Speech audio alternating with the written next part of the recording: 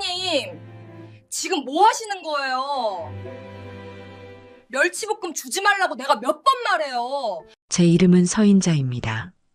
70평생을 흙에 발딛고 살다가 남편 먼저 하늘로 보내고 하나뿐인 아들 박태호의 성화에 못 이겨 서울 아파트에 둥지를 튼 지 꼭 3년째 되는 해였어요.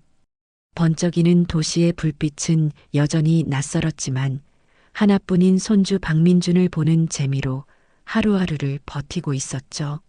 하지만 그 버틴다는 말이 제 일상을 좀먹고 있다는 것을 저는 매일 아침 식탁에서 깨닫곤 했습니다.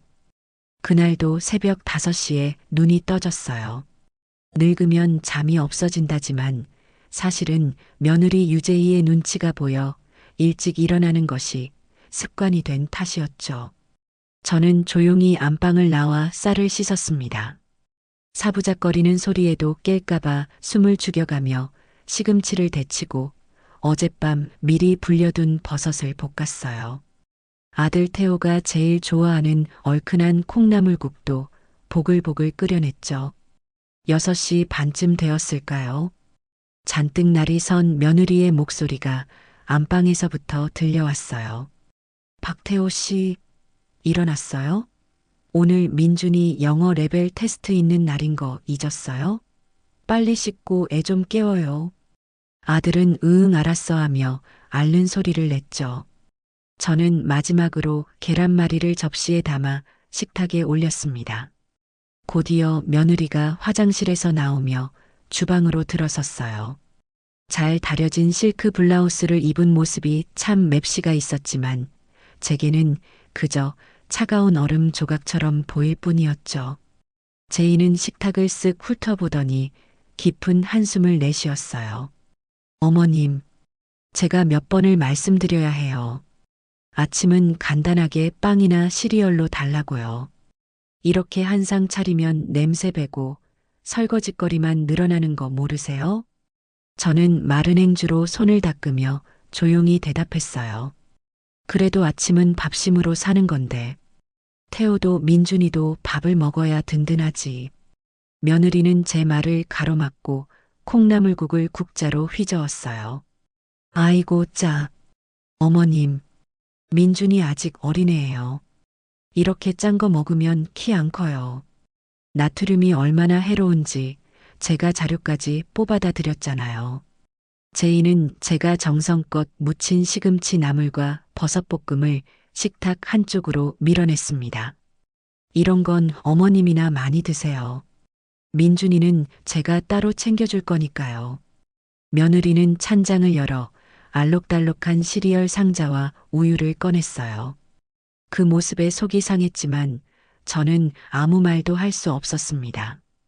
이 집에서 저는 돈 한 푼 벌지 못하는 그저 아들에게 얹혀 사는 늙은이에 불과했으니까요. 마침 잠이 덜 깬 민준이가 눈을 비비며 나왔어요. 할머니, 좋은 아침. 민준이는 식탁에 놓인 계란말이를 보고 반색을 했죠.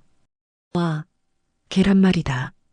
아이가 젓가락을 들기도 전에 며느리가 시리얼이 담긴 그릇을 민준이 앞에 탁 소리나게 내려놓았습니다. 박민준, 너 오늘 테스트 있지? 그거 먹지 마. 엄마가 주는 거 먹어. 이거 먹어야 머리 똑똑해져. 민준이가 울상을 지으며 저를 쳐다봤어요. 엄마, 나 할머니 계란말이 먹고 싶은데. 안 돼. 할머니 음식은 짜고 달아. 너 살쪄. 빨리 이거 먹고 학원 갈 준비해. 며느리의 목소리는 단호했습니다. 그때 아들 태호가 넥타이를 매며 나왔어요. 식탁을 보더니 우와, 오늘 진수성찬이네. 엄마 솜씨 여전하다. 이 콩나물국 냄새 죽이는데? 라며 숟가락을 들었죠. 며느리의 눈이 매섭게 빛났어요. 당신까지 왜 이래요? 아침부터 냄새 배게. 지금 우리 민준이 중요한 시험 앞두고 있는데 한가하게 콩나물국 타령이에요? 얼른 빵 한 조각 먹고 애 데려다 줄 준비나 해요. 태호는 제 눈치를 한번 쓱 보더니 들었던 숟가락을 슬그머니 내려놓았습니다. 아, 알았어. 제이, 너가 그렇게 말하니까 그렇지. 그냥 엄마가 고생하셨으니까 한 말이지. 그리고는 며느리가 내민 식빵 조각을 아무 말 없이 입에 우겨 넣었어요. 저는 그 모습을 보며 고개를 돌렸습니다. 제 아들이지만 참 실망스러운 순간이었죠. 며느리와 아들이 출근하고 민준이까지 유치원 버스를 타고 떠난 뒤에야 집에는 적막이 찾아왔습니다. 며느리가 한쪽으로 밀어둔 반찬들은 온기 하나 없이 식어버렸어요. 저는 그걸 버릴 수도 먹을 수도 없어서 랩을 씌워 냉장고에 넣었습니다. 오후가 되어 민준이가 유치원에서 돌아왔어요. 하지만 아이는 집에서 쉴 틈도 없었죠. 곧바로 영어 학원, 피아노 학원, 미술 학원을 순례해야 했습니다. 저는 그저 아이의 가방을 챙겨주고 다음 학원으로 이동하는 차에 태워주는 역할일 뿐이었어요. 그날은 민준이가 피아노 학원에 가기 전 잠시 시간이 비었습니다. 아이가 제 방으로 빼꼼히 고개를 내밀었어요. 할머니, 뭐해요? 응, 우리 강아지 왔어? 할머니 그냥 앉아 있었지. 민준이가 제 옆으로 파고들며 조그맣게 속삭였어요. 할머니, 나 배고파요. 아이고, 우리 민준이 배고파? 아까 엄마가 준 샌드위치 안 먹었어? 며느리는 아이 간식까지 유기농 빵과 무가당 주스로 정해두었거든요. 민준이가 고개를 저었어요. 맛없어서 안 먹었어요. 할머니, 나 아침에 엄마가 못 먹게 한 거, 그 멸치볶음 먹고 싶어요. 그 말에 가슴 한쪽이 아려왔습니다. 저는 얼른 주방으로 가 냉장고에 넣어두었던 멸치볶음을 작은 종지에 담아왔어요. 여기 있다. 얼른 먹어. 이따 엄마 오면 할머니한테 혼난다. 민준이는 꿀맛이라도 먹는 듯 작은 손으로 멸치볶음을 집어 먹었어요. 히히. 역시 할머니 밥이 세상에서 제일 맛있어. 아이의 그 한마디에 아침의 설움이 눈 녹듯 사라지는 것 같았죠. 천천히 먹어. 우리 강아지. 더 줄까? 아니요. 괜찮아요. 이만큼만 먹을래요. 잠시 후 학원 갈 시간이 되어 민준이가 책가방을 맸습니다. 저는 아이의 옷매무새를 만져주었죠. 민준아, 가서 선생님 말씀 잘 듣고. 그런데 무언가 이상했어요. 민준이가 제 눈치를 살피며 가방 앞주머니에 무언가를 잽싸게 넣는 것이었습니다. 민준아, 가방에 뭐 넣었어? 아이가 화들짝 놀라며 가방을 감쌌어요. 아, 아니에요. 아무것도 아니에요. 제가 어디 봐봐. 할머니한테도 비밀이야? 라며 살짝 가방을 열어보았죠. 그 안에는 작은 비닐봉지에 곱게 쌓인 멸치볶음 한 줌이 들어 있었습니다. 저는 순간 망치로 머리를 맞은 듯 멍해졌어요. 민준아, 너 이거 왜? 민준이가 금방이라도 울 것 같은 얼굴로 말했어요. 학원에서 배고플 때 먹으려고요. 엄마가 주는 간식은 맛없단 말이에요. 저는 아무 말도 할 수가 없었습니다. 7살짜리 아이가 제 집에서 할머니가 해준 반찬을 몰래 숨겨가야 하는 이 상황이 너무나 기가 막혔어요.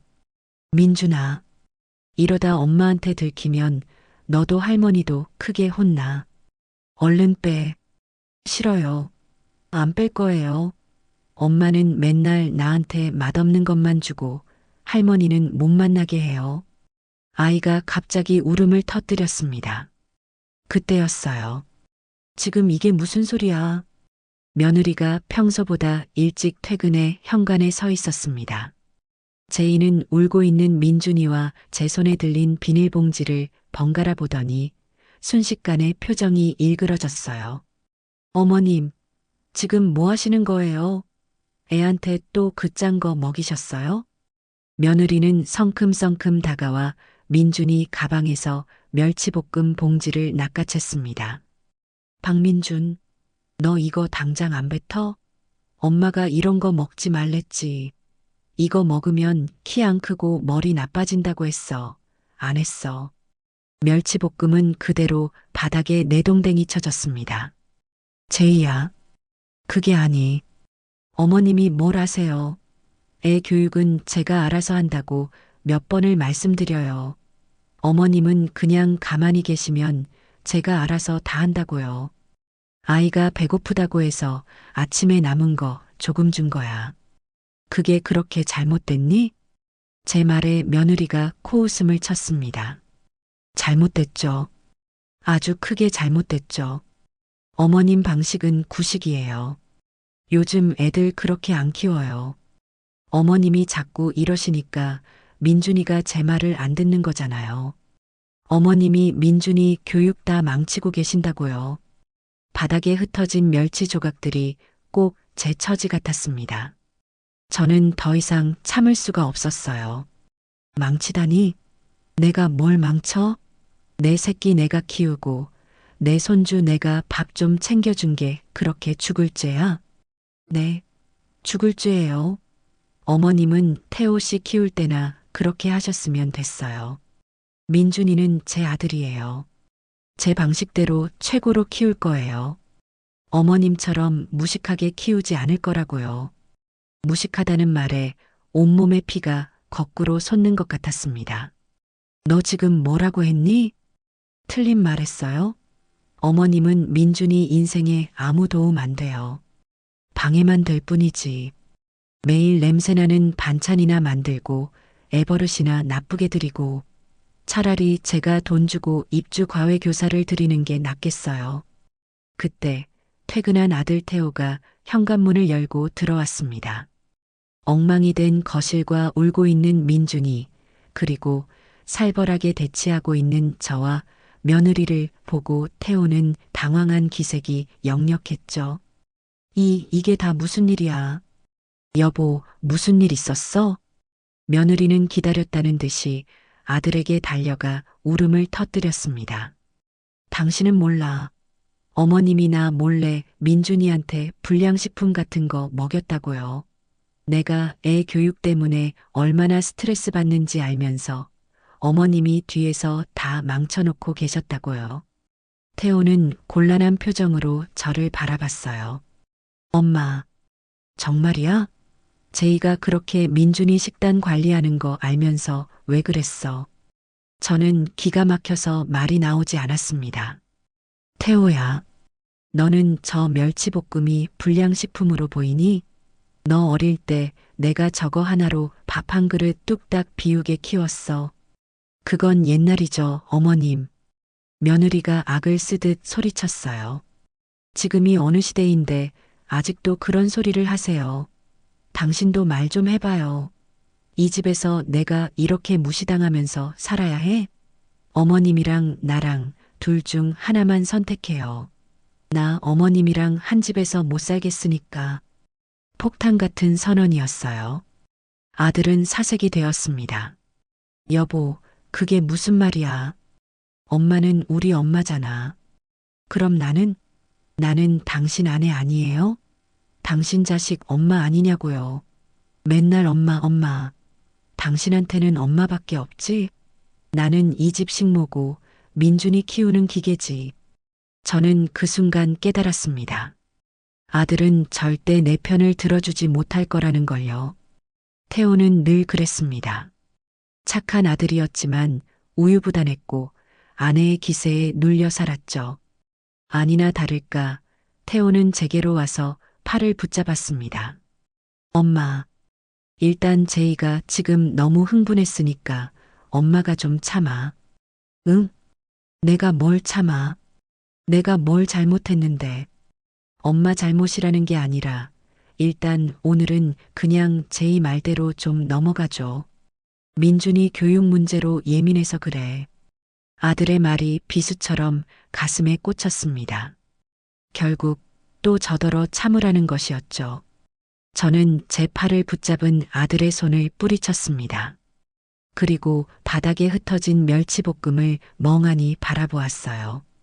평생을 자식과 손주를 위해 헌신한 대가가 고작 이것인가 싶어 눈물이 핑 돌았습니다. 며느리는 승리자처럼 저를 쏘아보며 말했습니다. 어머님, 잘 생각하세요. 이 집은 이제 제 방식대로 할 거예요. 어머님이 제 방식에 못 따르시겠으면 어머님이 나가시면 돼요. 그날 밤 저는 짐을 싸기 시작했습니다. 아무도 모르게 조용히요. 이것은 홧김에 하는 결정이 아니었습니다. 3년간 쌓이고 쌓인 서름과 오늘 흩어진 멸치볶음이 제게 준 마지막 신호였어요. 더 이상 이곳은 내 집이 아니었습니다. 저는 금이 간 제 찻잔 하나만을 조심스럽게 가방에 챙겨 넣었습니다. 아직 버려질 생각은 없었으니까요. 제 인생도 그 찻잔도 말입니다. 그날 밤 저는 뜬 눈으로 밤을 새웠습니다.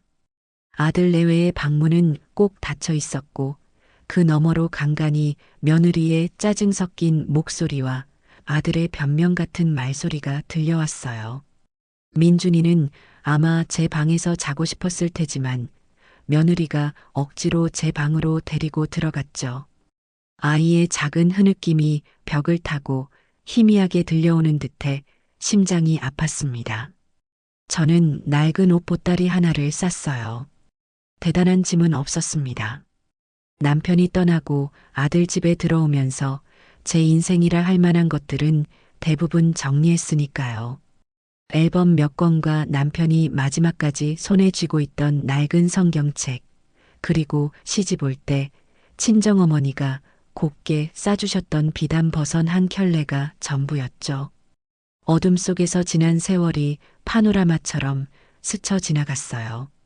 찢어지게 가난한 시골 마을로 시집와 밭일과 집안일을 병행하며 억척같이 살았죠. 남편은 몸이 약했지만 마음만은 비단결 같은 사람이었어요. 그런 남편을 대신해 제가 실질적인 가장 노릇을 해야 했습니다. 태호가 태어나고 나서는 제 몸이 부서져라 이랬어요. 우리 아들만큼은 굶기지 않겠다.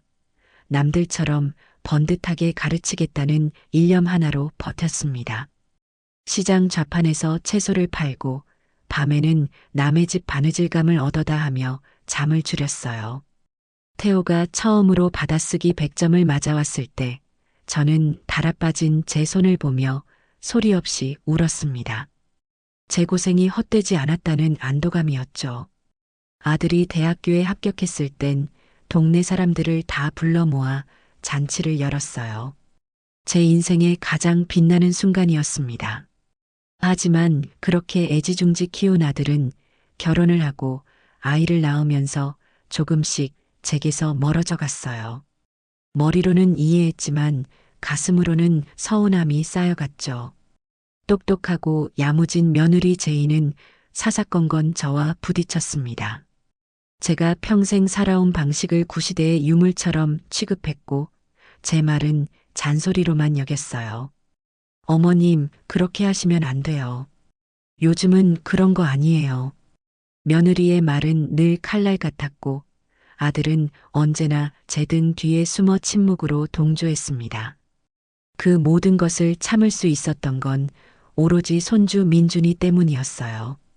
제 품에 안겨 할머니, 할머니 하고 부르는 아이를 보면 세상 모든 시름이 다 잊히는 것 같았죠.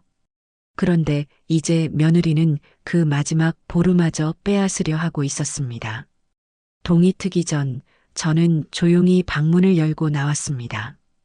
그리고 마지막으로 밥을 지었어요. 평소와 다름없이 정성껏 국을 끓이고 반찬을 만들었습니다.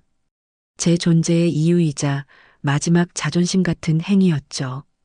식탁이 다 차려질 무렵 식구들이 하나둘씩 잠에서 깨어났습니다. 며느리는 어젯밤의 승리에 취한 듯 여유로운 표정으로 커피를 내렸어요.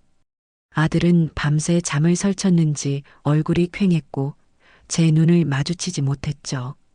민준이만 눈이 퉁퉁 부은 채로 제게 다가와 와락 안겼습니다. 할머니, 저는 아이의 등을 말없이 토닥여 주었어요. 아침 식사는 숨막히는 침묵 속에서 이뤄졌습니다. 며느리는 제가 차린 밥상에는 눈길도 주지 않고 어제처럼 시리얼을 먹었어요. 아들은 꾸역꾸역 밥을 목으로 넘겼지만 무슨 맛인지도 모르는 듯 했죠. 식사가 끝나고 아들이 출근 준비를 할 때 저는 조용히 아들을 불렀습니다. 태호야. 응, 엄마. 왜? 아들은 여전히 제 눈을 피했어요. 너 행복하니? 제 뜬금없는 질문에 아들이 당황한 표정을 지었어요. 갑자기 그게 무슨 말이야? 아니야. 그냥 물어보는 거야. 너만 행복하면 엄마는 괜찮다. 아들은 대답 대신 서둘러 현관을 나섰습니다. 저는 그 뒷모습을 보며 이제 정말 마지막이구나 싶었죠. 민준이가 유치원 갈 시간이 되었을 때 저는 아이를 꼭 안아주었습니다. 민준아, 할머니가 세상에서 우리 민준이 제일 사랑하는 거 알지? 네, 할머니. 저도 할머니가 제일 좋아요. 앞으로도 씩씩하고 건강하게 커야 해. 엄마 말씀 잘 듣고 알았지? 아이는 무언가 이상한 낌새를 챘는지 불안한 눈으로 저를 올려다봤어요. 할머니, 어디 가요? 아니, 할머니 안 가. 그냥 우리 강아지 예뻐서 그러지. 저는 아이의 이마에 입을 맞추고 유치원 버스에 오르는 아이의 뒷모습이 사라질 때까지 손을 흔들어 주었습니다. 눈물이 쏟아질 것 같았지만 이를 악물고 참았어요. 며느리는 소파에 앉아 휴대폰으로 무언가를 검색하고 있었습니다. 아마 민준이의 새로운 학원이나 과외를 알아보는 것이겠죠. 제가 외투를 챙겨 입자 며느리가 날카롭게 물었어요. 어디 가세요? 응. 노인정에 좀 다녀오려고. 점심시간 전에 들어오세요. 민준이 픽업하셔야 하니까. 마지막까지 제게 명령하는 며느리의 목소리를 뒤로하고 저는 현관문을 닫았습니다. 3년 만에 처음으로 돌아오지 않을 문을 나서는 순간이었죠. 제 걸음이 향한 곳은 노인정이 아니라 동네에서 가장 큰 은행이었습니다.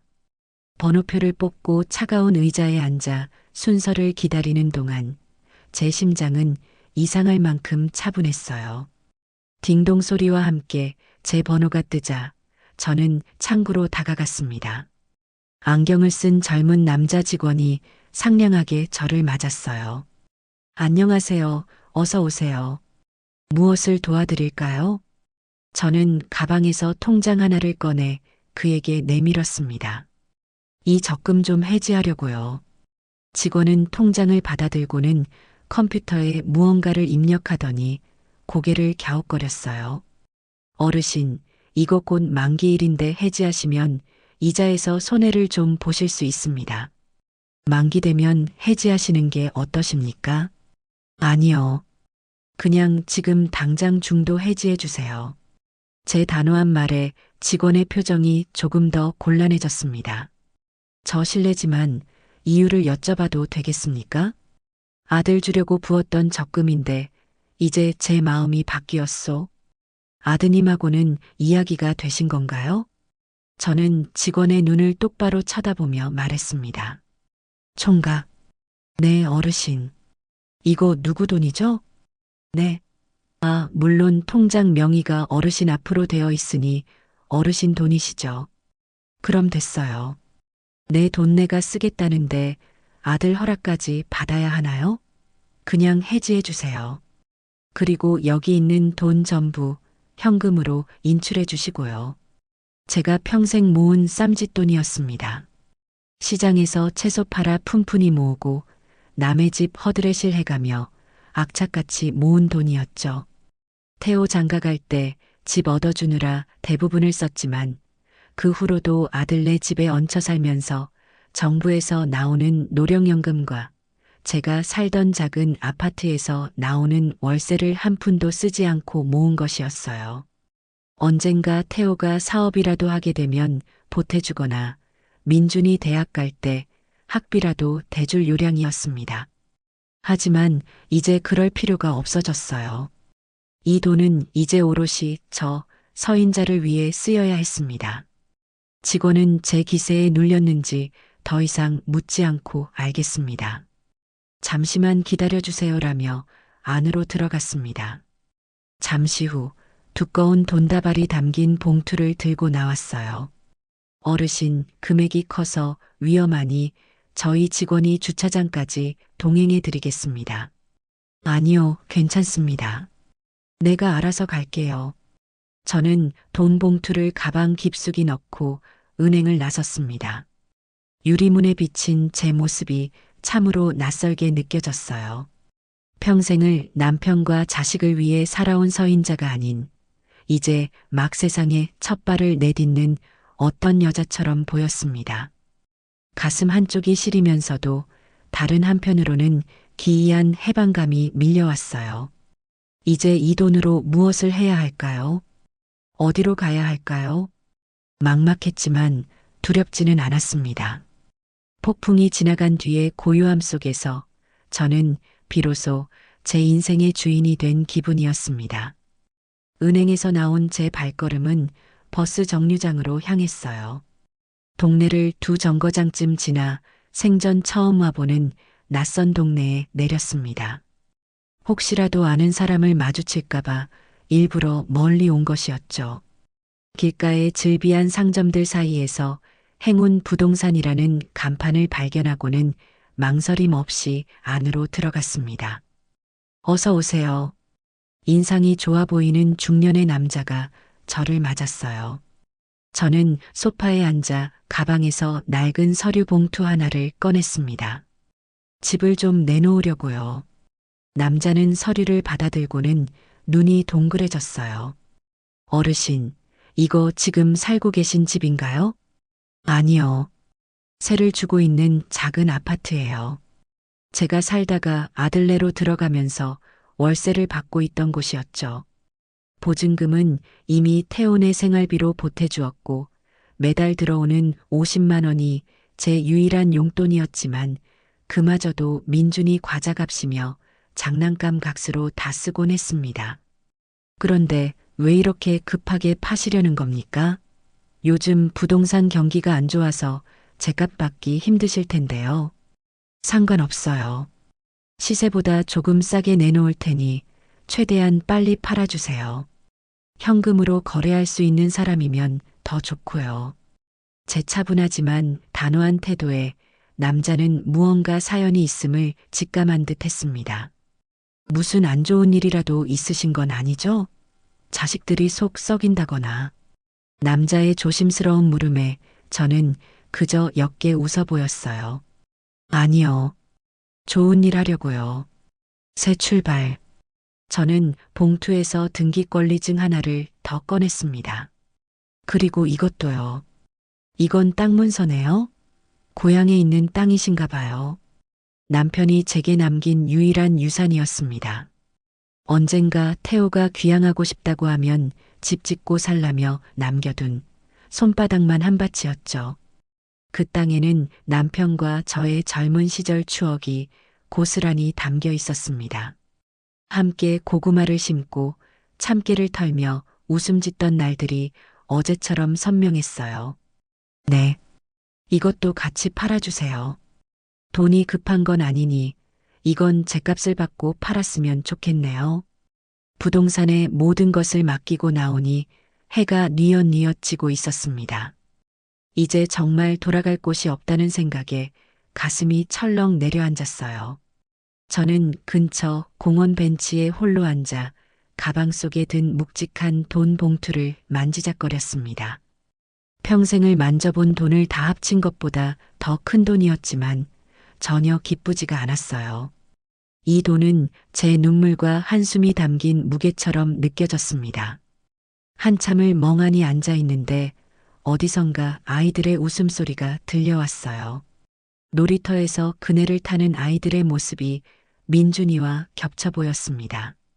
지금쯤 민준이는 유치원에서 돌아와 할머니를 찾고 있겠죠. 며느리는 제가 노인정에 간 줄 알고 있을 테고요. 저녁 시간이 되면 슬슬 제가 없다는 사실을 알아차리겠죠. 아들 태호가 퇴근하고 돌아오면 집안은 한바탕 난리가 날 겁니다. 하지만 이상하게도 그 소란을 상상하는 제 마음은 호수처럼 고요했어요. 어디로 가야 할까? 막연한 질문이 머릿속을 맴돌았습니다. 그때 문득 남편의 목소리가 귓가에 스치는 듯 했어요. 인자야. 나중에 우리 태호 다 키우고 나면 저기 남쪽 끝 작은 섬에 가서 살자. 아침에는 고기 잡고 오후에는 텃밭 가꾸고 아무 걱정 없이 그냥 우리 둘이 오순도순 그렇게 늙어가는 거야. 남편은 입버릇처럼 소미도라는 섬 이야기를 하곤 했습니다.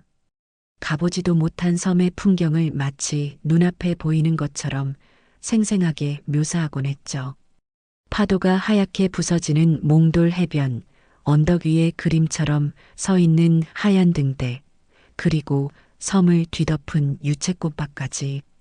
그땐 그저 남편의 헛된 꿈이라고만 생각했는데 지금 제게는 그곳이 유일한 도피처처럼 느껴졌습니다. 그래, 소미도. 그곳으로 가자. 결심이 서자 저는 자리에서 일어났습니다. 마지막으로 해야 할 일이 남아 있었죠. 저는 공중전화 부스로 들어가 수화기를 들고 아들의 번호를 눌렀습니다. 제 휴대폰은 아들 집에 들어오면서 해지하고 없었으니까요. 몇 번의 신호음이 가고 아들의 다급한 목소리가 들려왔습니다. 여보세요? 나다. 태호야. 제 목소리를 들은 아들이 안도와 짜증이 섞인 목소리로 소리쳤어요. 엄마, 어디야 지금? 몇 시인데 아직도 안 들어와. 제이가 엄마 점심 지나도 안 온다고 해서 얼마나 걱정했는지 알아? 걱정했어? 당연하지. 엄마 혹시라도 무슨 일 생긴 줄 알고 노인정에도 전화해 봤는데 안 왔다 그러고 대체 어디서 뭘 하고 있는 거야? 저는 아들의 말을 가만히 듣고 있다가 조용히 입을 열었습니다. 나 이제 그 집으로 안 돌아갈란다. 뭐? 엄마, 지금 무슨 소리 하는 거야? 어제 일 때문에 그래. 제이가 걔가 어제는 좀 심했어. 내가 대신 사과할게. 그러니까 얼른 들어와. 응? 아니, 너가 사과할 일이 아니지. 그리고 이제 와서 사과한다고 뭐가 달라지겠니? 3년 동안 쌓인 게 어제 터진 것뿐이야. 수화기 너머로 아들이 답답하다는 듯 한숨을 쉬는 소리가 들렸어요. 엄마, 제발 좀 애처럼 굴지 마. 나이 먹고 가출이 뭐야, 가출이. 일단 들어와서 얘기해. 내가 제이한테 뭐라고 할 테니까. 됐다. 뭐라고 하긴 뭘 해. 너는 평생 그렇게 살아. 네 마누라 눈치 보면서 네 엄마 등 뒤에 숨어서 나는 이제 그렇게는 못 살겠다. 아니, 안 살 거야. 제 단호한 목소리에 아들도 무언가 심상치 않음을 느낀 듯 했습니다. 엄마, 진심이야? 정말 안 들어올 거야? 그래. 그럼 어디로 가려고? 갈 데는 있어? 내 걱정은 마라. 너 낳고 평생을 너만 보고 살았는데 이제부터라도 나 자신을 위해서 좀 살아봐야지. 너한테 짐 되기 싫다. 그때 수화기 너머에서 며느리의 앙칼진 목소리가 끼어들었어요. 어머님이세요? 당신 전화기 이리 줘봐요. 잠시 소란이 있는가 싶더니 며느리가 전화를 바꿔받았습니다. 어머님, 지금 저희랑 밀당하세요? 어제 제가 좀 심했던 건 인정하는데 그렇다고 이렇게 사람 피 말리실 건 없잖아요. 어차피 어머님 오실 때가 저희 집 말고 더 있어요? 자존심 세우지 마시고 얼른 들어오셔서 민준이나 돌보세요. 며느리의 말은 제 마지막 남은 미련마저 깨끗하게 잘라냈습니다. 제이야. 네, 어머님. 말씀하세요. 너는 내가 평생 너희 집에서 민준이 봐주고 니들 밥이나 해주는 사람으로만 보이지? 그게 무슨 말씀이세요? 나는 이제 니들 식모 노릇 안 한다. 그리고 네 아들 너가 키워. 유세를 부리든 최고로 키우든 마음대로 해봐. 나는 더 이상 상관 안 할란다. 어머님, 지금 말씀이 너무 심하시잖아요. 심한 건 너지. 너는 내가 네 아들 인생 망치는 구식 늙은이라고 했잖니. 그런 사람한테 어떻게 손주를 맡기겠어. 그러니 이제 나 찾지 마. 나도 너희 찾지 않을 테니까. 딱 하나만 부탁하자. 민준이는 아주 가끔이라도 보게 해주렴. 그 말을 끝으로 저는 미련 없이 수화기를 내려놓았습니다. 전화벨이 다시 울렸지만 저는 뒤도 돌아보지 않고 공중전화 부스를 빠져나왔습니다. 도시의 밤거리에 하나둘씩 불이 켜지기 시작했어요. 그 화려한 불빛 속에서 저는 완벽한 이방인이었습니다. 하지만 괜찮았어요. 이제 제게는 가야 할 섬이 생겼으니까요. 서울에서 남쪽 끝 소미도로 가는 길은 멀고도 험했습니다. 고속버스를 타고 6시간을 달려 땅끝 마을에 도착했고 거기서 또 하룻밤을 묵은 뒤에야 아침 첫 배를 탈 수 있었어요. 작은 통통배에 몸을 싣자 비릿한 바다 내음이 코끝을 찔렀습니다. 육지가 점점 멀어지는 것을 보며 제 지난 인생도 함께 멀어져 가는 기분이 들었죠. 배에는 저를 제외하고는 모두 섬 주민인 듯 했습니다. 검게 그을린 얼굴과 무뚝뚝한 표정의 사람들이 저를 위아래로 훑어보며 수군거렸어요. 관광객인가? 웬 할망구가 혼자. 보아하니 행색은 무사람인데 무슨 일로 이 외딴 섬까지 왔을까? 그들의 경계심 어린 눈초리가 불편했지만 저는 애써 태어난 척 먼 바다를 바라보았습니다. 1시간쯤 지났을까요? 저 멀리 수평선 위로 자그마한 섬 하나가 모습을 드러냈습니다. 남편이 그토록 그리던 소미도였어요. 선착장에 배가 닿자 저는 무거운 짐 가방을 끌고 땅에 발을 내디뎠습니다.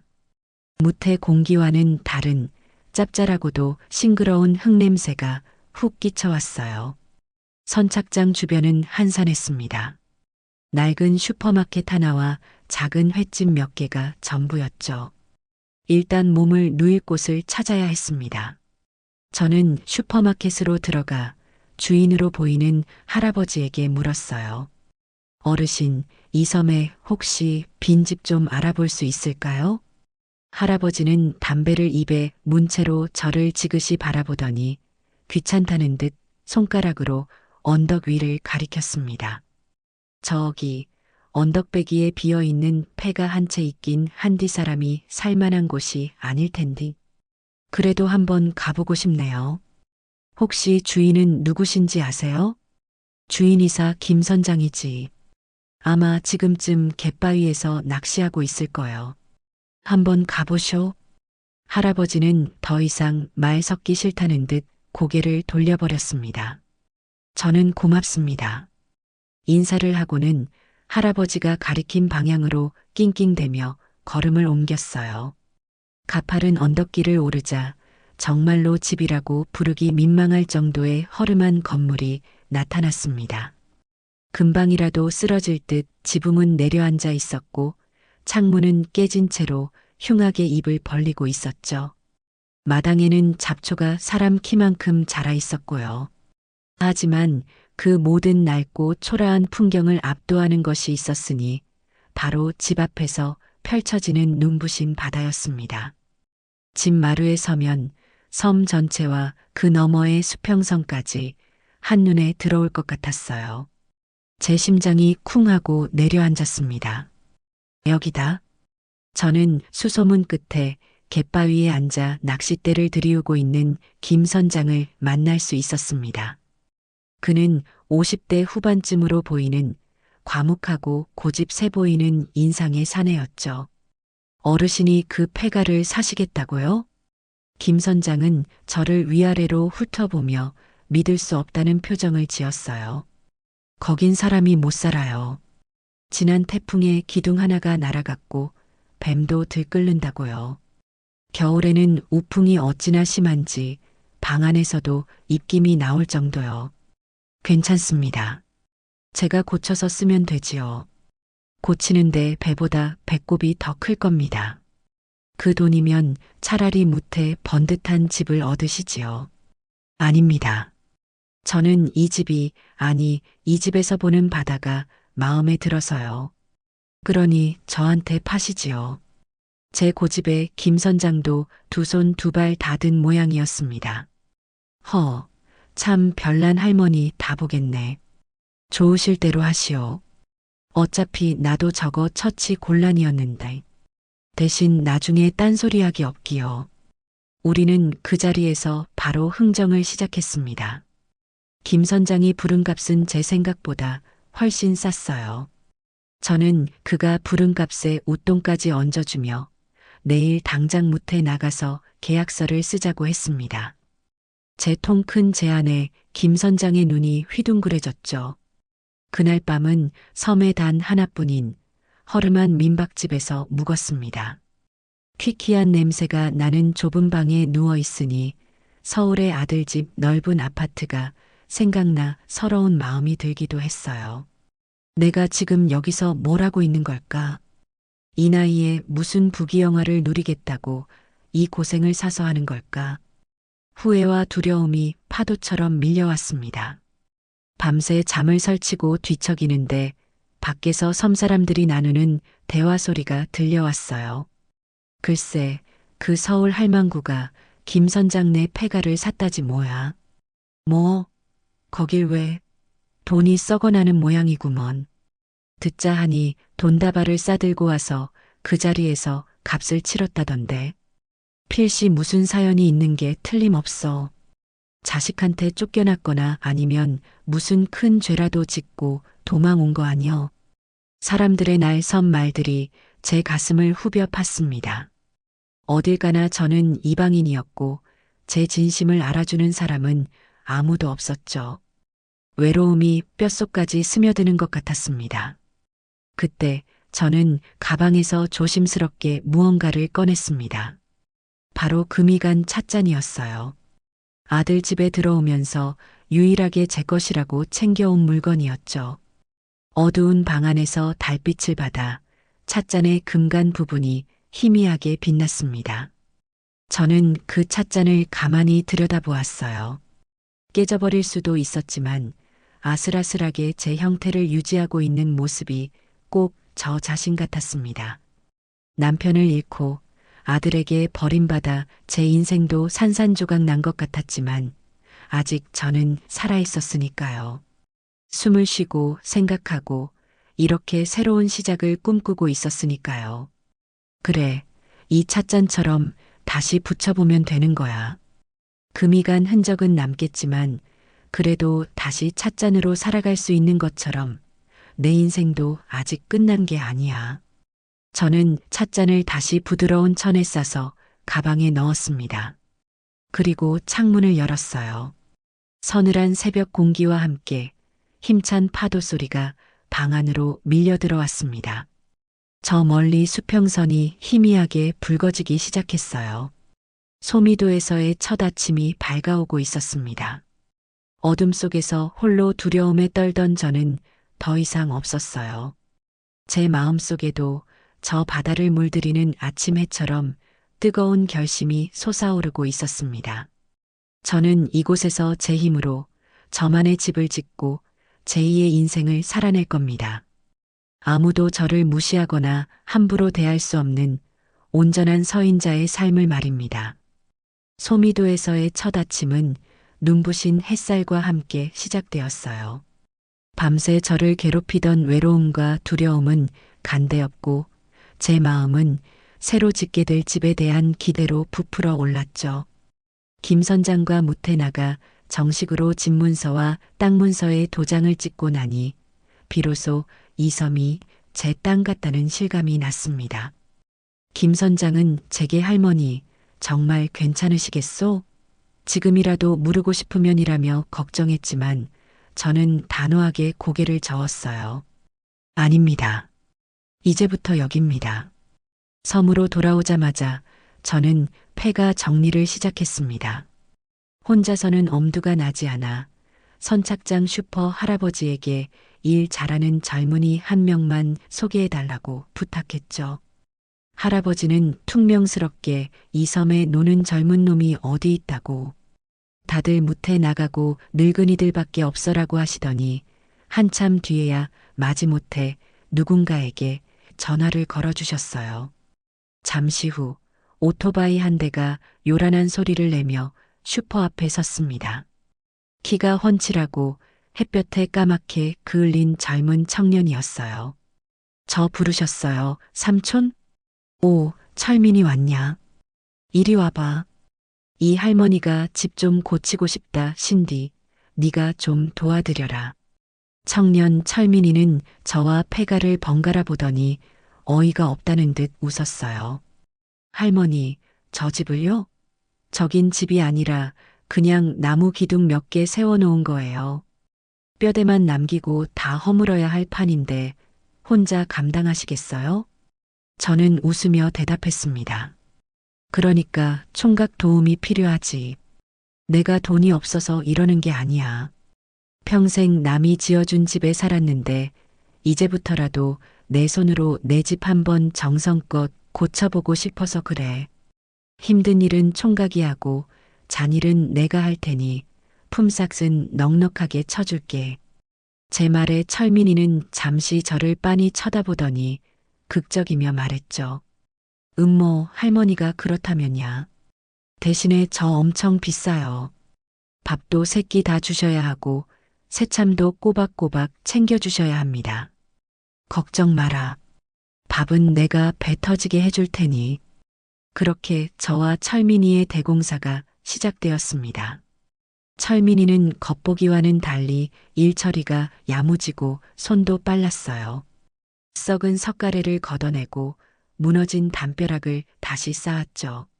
저는 그의 옆에서 못을 건네주고 시멘트를 개고 낡은 벽지를 뜯어내는 일을 도왔습니다.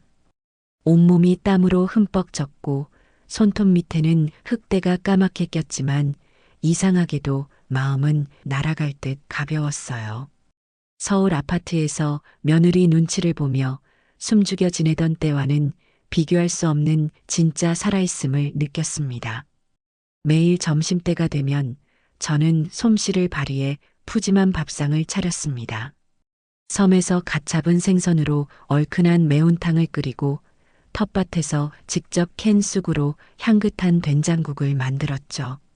철민이는 제가 해준 밥을 2그릇씩 뚝딱 비우며 연신 감탄했어요. 와, 할머니. 음식 솜씨가 장난 아니시네요. 서울에서는 식당 하셨어요? 아니, 그냥 평생 밥만 한 사람이야. 에이, 거짓말. 우리 엄마가 해준 밥보다 10배는 맛있는데요. 그렇게 며칠이 지나자 저희의 공사 현장은 섬 사람들의 새로운 구경거리가 되었습니다. 특히 선착장 슈퍼 할머니를 필두로 한 동네 할머니 부대가 매일같이 저희를 감시하러 오셨죠. 그들은 멀찍이 서서 저희를 보며 수군거렸어요. 저 할망구 독하기도 하지. 저 나이에 저게 무슨 고생이람. 서울서 돈 싸들고 왔다더니 저기서 뱀이랑 같이 살 작정인가벼. 보나 마나 자식한테 쫓겨난 게 틀림없어. 그러니 저렇게 악착같이 매달리지. 저는 그들의 말을 못 들은 척했지만 마음 한구석이 쓰라린 건 어쩔 수 없었어요. 그러던 어느 날 슈퍼 할머니가 제게 다가와 톡 쏘아붙였습니다. 세댁, 아니 할멈. 그렇게 시끄럽게 쿵쾅거리면 동네 사람들 잠 다 깨는 거 몰라. 그리고 저 폐가에서 나온 쓰레기는 다 어쩔 거요. 섬에 함부로 버릴 생각은 꿈도 꾸지 마. 저는 잠시 일손을 멈추고 할머니를 바라보았습니다. 그리고는 제 작업복 주머니에서 작은 손수건을 꺼내 땀을 닦으며 부드럽게 말했죠. 어르신, 시끄럽게 해드려 죄송해요. 쓰레기는 제가 다 모아서 무태 나갈 때 처리할 테니 걱정 마시고요. 그나저나 어르신들 매일 저희 일하는 거 구경하시느라 힘드시겠어요. 제가 내일은 맛있는 거라도 좀 해올 테니 다 같이 오셔서 점심이나 드시고 가세요. 제 예상치 못한 제안에 슈퍼 할머니는 물론이고 뒤에서 구경하던 다른 할머니들도 당황한 기색이 역력했어요. 못하러 그런 걸 우리가 얻어먹을 처지도 아니고. 그런 말씀 마세요. 이 섬에 새로 이사 왔으면 이웃 어른들께 인사드리는 게 도리지요. 제가 대단한 건 못 해드려도 따뜻한 밥 한 끼는 대접하고 싶어서 그래요. 내일 꼭 오세요. 안 오시면 저 삐질 거예요. 제 너스레에 할머니들의 표정이 조금 누그러지는 듯 했습니다. 다음 날 저는 새벽부터 일어나 음식을 준비했습니다. 철민이에게 부탁해 얻은 싱싱한 문어와 전복으로 숙회를 만들고 커다란 가마솥에는 토종닭을 푹 고아백숙을 만들었어요. 텃밭에서 뜯은 상추와 깻잎으로 겉절이를 무치고 어제 미리 반죽해 숙성시켜둔 밀가루로는 손수 칼국수 면을 밀었죠. 점심때가 되자 정말로 할머니들이 하나둘씩 저희 집으로 모여들었습니다. 처음에는 어색해하며 마당 끝에 서 계시더니 구수한 닭백숙 냄새에 못 이기는 척 마루에 걸터 앉으셨어요. 저는 큰 양푼에 음식을 가득 담아 할머니들 앞에 내놓았습니다. 변변치 않지만 많이들 드세요. 할머니들은 마지못해 젓가락을 들더니 이내 눈이 동그래졌어요. 아니, 이 할망구가 솜씨가 보통이 아니네. 닭이 하나도 안 질기고 야들야들한 게 입에서 살살 녹아. 이 겉절이는 또 뭐여? 양념을 어떻게 했길래 이렇게 감칠맛이 난다냐. 칼국수 국물 한번 먹어봐. 속이 확 풀리네. 풀어져. 칭찬이 쏟아지자 저는 신이 나서 술까지 한 병 내왔습니다. 막걸리 한 사발이 돌자 딱딱했던 분위기가 금세 부드러워졌어요. 슈퍼 할머니가 제 옆으로 다가와 잔을 채워주며 물었습니다. 근데 할멈은 어쩌다가 이 외딴 섬까지 흘러들어왔어? 말 못할 사연이라도 있는 게지? 저는 잠시 망설이다가 제 이야기를 담담하게 털어놓았습니다. 평생을 자식 하나만 보고 살았는데 며느리와의 갈등 끝에 집을 나오게 되었다는 이야기까지요. 물론 며느리를 흉보는 대신 모든 것이 제 부족함 때문인 것처럼 이야기했죠. 제 이야기가 끝나자 할머니들은 저마다 아이고 저런 요즘 것들이 다 그렇지 뭐 하며 혀를 찼습니다. 슈퍼 할머니가 제 손을 꼭 잡아주었어요. 그려. 오죽하면 그랬을까. 고생 많았네. 이제 다 잊고 여기서 맘 편히 살아. 우리가 다 이웃이고 친구가 되어줄 테니. 그 따뜻한 말 한마디에 저는 울컥 눈물을 쏟고 말았습니다. 서울에서는 단 한 번도 느껴보지 못했던 사람 사는 정이었어요. 그날 이후 섬 사람들은 더 이상 저를 경계하지 않았습니다. 오히려 저를 도와주지 못해 안달이었죠. 할머니들은 텃밭에서 기른 채소라며 한 알음씩 안겨주셨고 어부 아저씨들은 팔다 남은 생선이라며 툭 던져주고 가셨어요. 덕분에 저희 집 공사는 더욱 속도가 붙었습니다.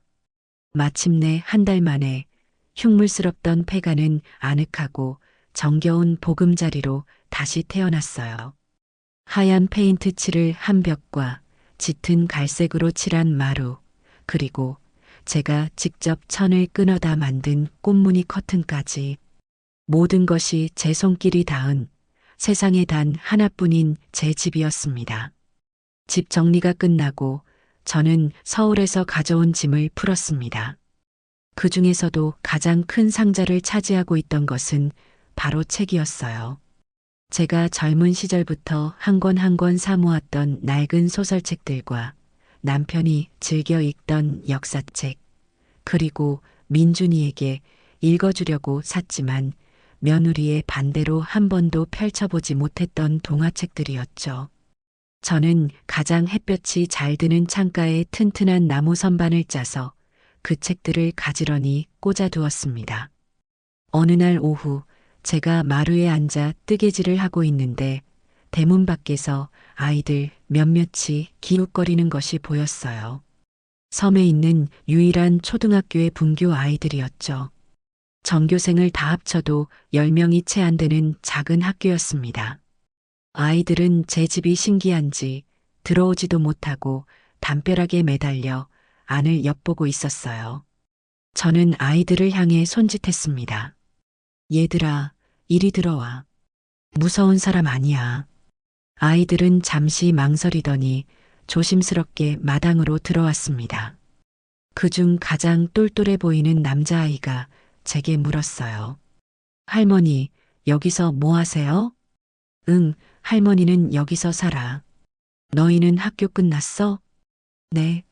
근데 할머니 집에는 책이 엄청 많네요. 이거 다 할머니 거예요? 아이의 눈이 창가의 책장을 향해 반짝이고 있었어요. 그럼, 다 할머니 거지. 너희 책 읽는 거 좋아하니? 아이들이 일제히 고개를 끄덕였습니다. 그럼 들어와서 읽고 싶은 책 있으면 마음대로 읽어봐. 제 말에 아이들은 환호성을 지르며 신발을 벗고 마루로 올라왔어요. 그리고는 저마다 마음에 드는 책을 한 권씩 골라 자리를 잡고 앉아 읽기 시작했죠.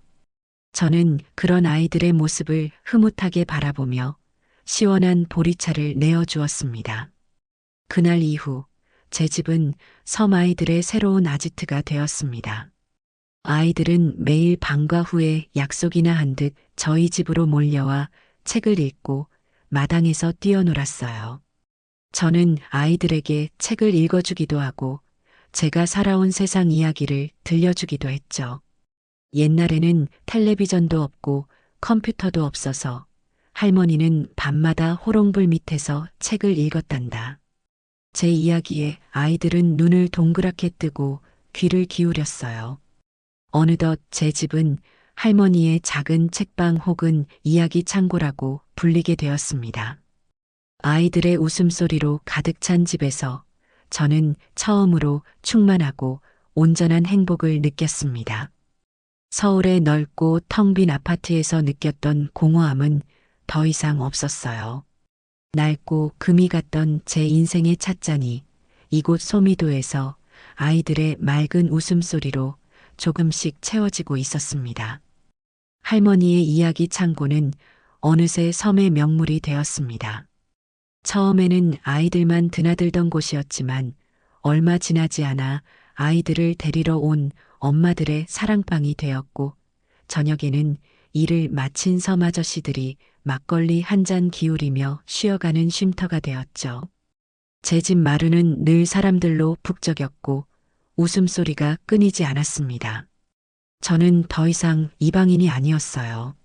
저는 소미도의 할머니, 엄마 그리고 친구가 되어 있었습니다. 변화는 거기서 그치지 않았어요. 섬에 새로운 바람이 불기 시작한 것은 한여름의 끝자락이었습니다. 휴가철 막바지에 무태서 온 젊은 여행객 한 명이 저희 집에 찾아왔어요.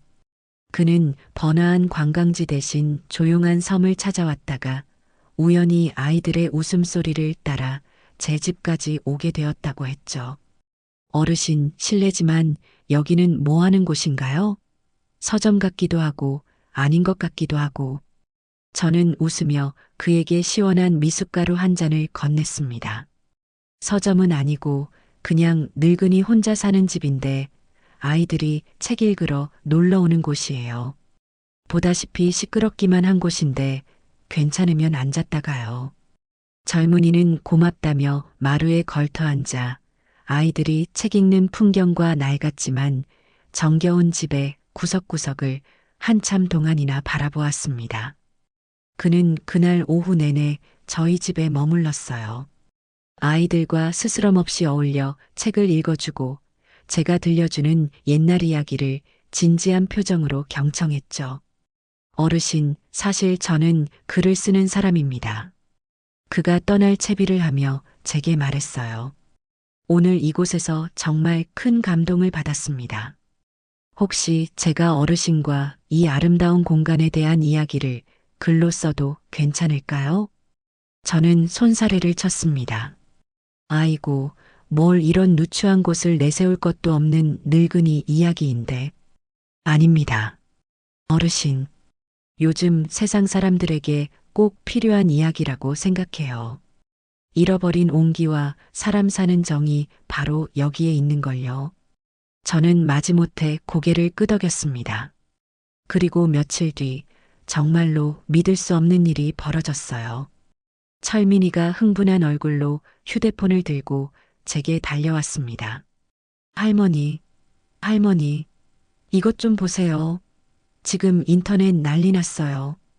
철민이가 보여준 화면에는 세상 끝의 힐링, 소미도 이야기 창고를 아시나요? 라는 제목의 글이 올라와 있었습니다. 며칠 전 다녀갔던 그 젊은 작가가 쓴 글이었죠. 글에는 제 집의 사진과 함께 제가 살아온 이야기, 그리고 아이들과 함께 책을 읽는 모습들이 따뜻한 필체로 담겨 있었습니다. 경쟁과 속도에 지친 영혼이 있다면 남쪽 끝 작은 섬 소미도를 찾아가 보라. 그곳에는 돈으로 살 수 없는 진짜 행복을 나누는 서인자 할머니의 이야기 창고가 있다. 글의 마지막 문장은 제 심장을 뛰게 만들었어요. 그 글은 순식간에 수많은 사람에게 공유되었고 댓글이 수백, 수천 개가 달리기 시작했습니다. 정말 이런 곳이 있나요? 당장 떠나고 싶네요. 사진만 봐도 눈물이 나요.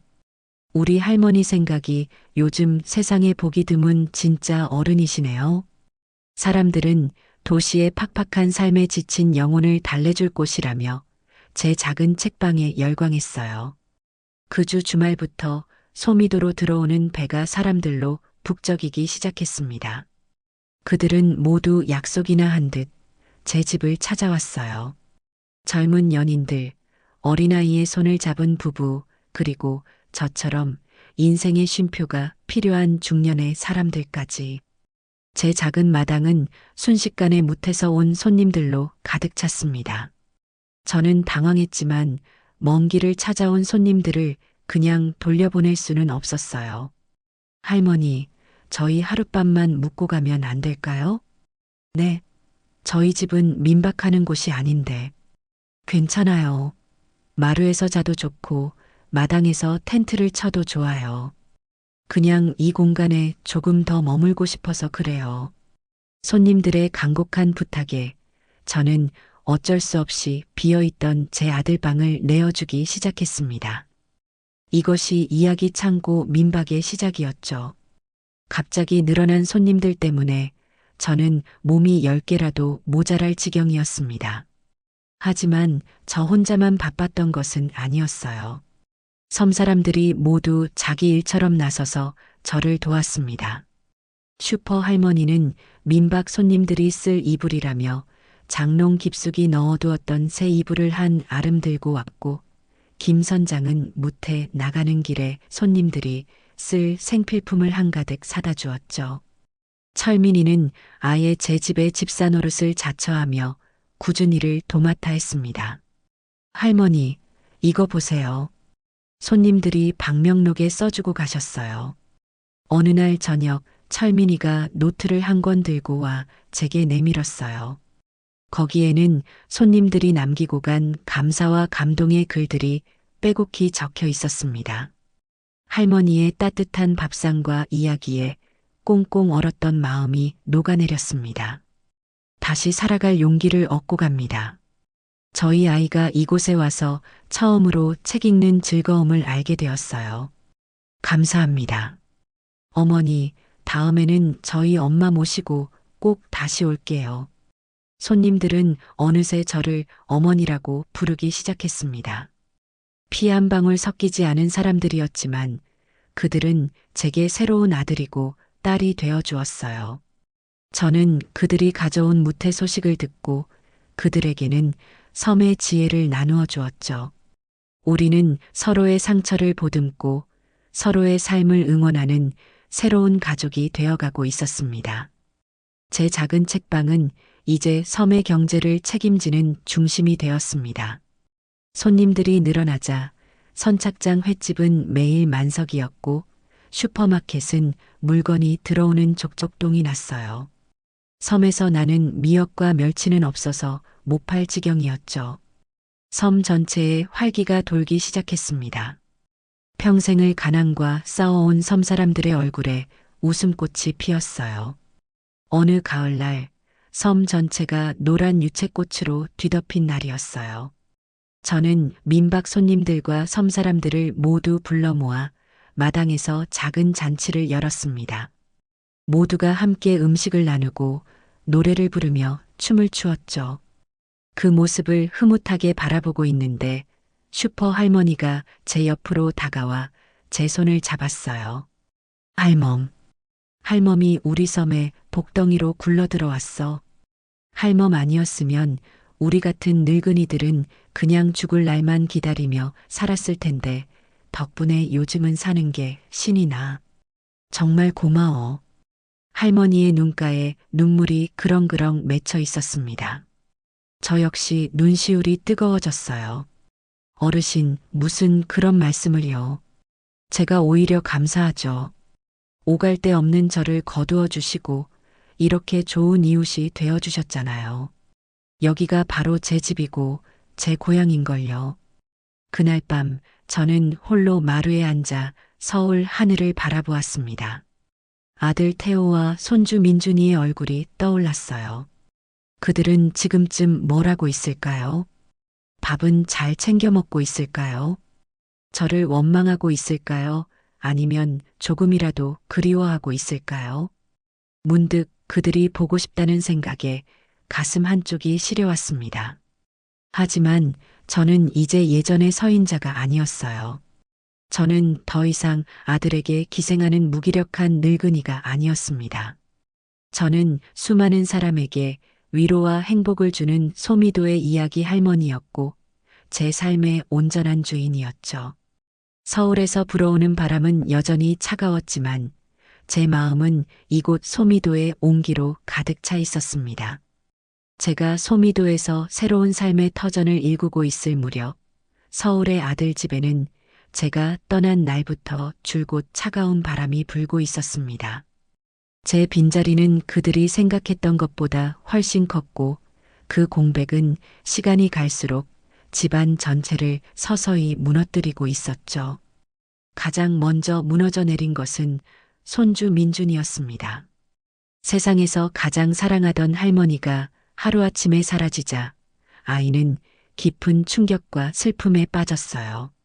며느리 제이는 민준이에게 할머니는 시골에 있는 친구 집에 아주 오랫동안 놀러 가셨어. 이제 민준이는 엄마랑 아빠랑 더 신나게 지내는 거야 라고 둘러댔지만 아이는 그 말을 믿지 않았습니다. 민준이는 그날 밤 엄마 아빠가 자신 때문에 할머니를 내쫓았다는 것을 어렴풋이 느끼고 있었죠. 아이는 입을 굳게 닫아버렸습니다. 전에는 제잘제잘 종달새 같던 아이가 집에서는 물론이고 유치원에서도 거의 말을 하지 않았어요. 늘 밝고 웃음 많던 아이의 얼굴에서는 웃음기가 사라졌고 밤마다 악몽을 꾸는지 식은땀을 흘리며 깨어나 할머니를 부르며 울었습니다. 제이는 그런 민준이의 모습에 속이 타들어갔지만 아이의 마음을 달래줄 방법을 알지 못했어요. 박민준, 너 또 왜 그래? 할머니 없다고 세상 무너져? 엄마가 있잖아, 엄마가. 할머니보다 엄마가 100배, 1000배는 더 너한테 잘해주잖아. 제이는 아이를 다그치기도 하고 값비싼 장난감을 사주며 환심을 사려고도 했지만 소용없었습니다. 민준이의 마음은 이미 굳게 닫혀버린 뒤였죠.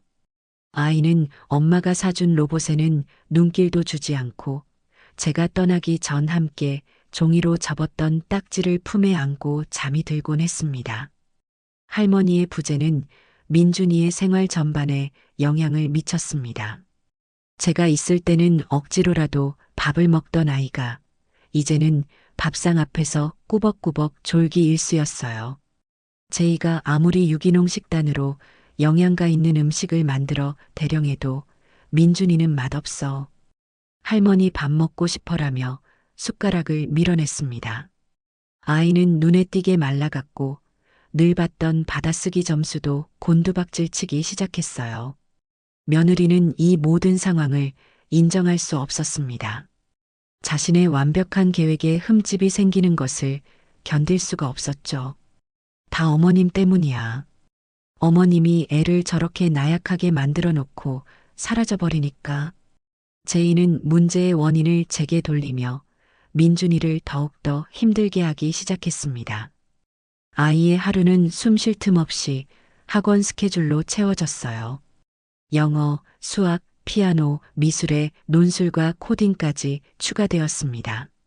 아이가 조금이라도 힘든 내색을 하면 너 지금 여기서 뒤처지면 평생 할머니처럼 무시당하면서 사는 거야. 정신 똑바로 차려. 라며 독한 말을 퍼부었죠. 하지만 억압은 더 큰 반항을 불러일으킬 뿐이었습니다.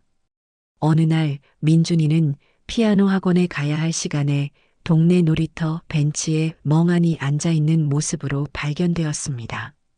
제이는 이성을 잃고 소리를 말았어요. 너 미쳤어? 엄마가 얼마나 너한테 공을 들이는데 감히 학원을 빼먹어? 너 누구 닮아서 이렇게 사람 속을 썩이는 거야? 그날 밤 집안은 전쟁터가 되었습니다. 퇴근하고 돌아온 아들 태호는 민준이의 눈물을 보고 경악했어요. 당신 민준이 혼냈어? 혼내는 게 어때서? 당신 아들이 지금 어떤 상태인지 알기나 해? 이대로 두면 문제가 된다고. 태호는 지친 목소리로 말했습니다. 제이야, 제발 좀 그만해. 민준이가 힘들어하는 거 안 보여? 애를 너무 몰아붙이니까 엇나가는 거잖아. 뭐? 내가 뭘 몰아붙여? 다 당신 아들 잘 되라고 하는 일이잖아. 당신은 대체 아빠라는 사람이 맞기나 해? 애 교육에는 손톱만큼도 관심 없고 맨날 내 탓만 하고. 부부의 싸움은 끝이 없었습니다. 예전에는 제가 그들 사이에 완충제 역할을 했지만 이제는 그 누구도 브레이크를 걸어줄 사람이 없었죠. 그들은 사소한 문제로 매일같이 부딪혔고 집안에는 냉기류가 흘렀습니다. 태호는 그제야 깨닫기 시작했어요.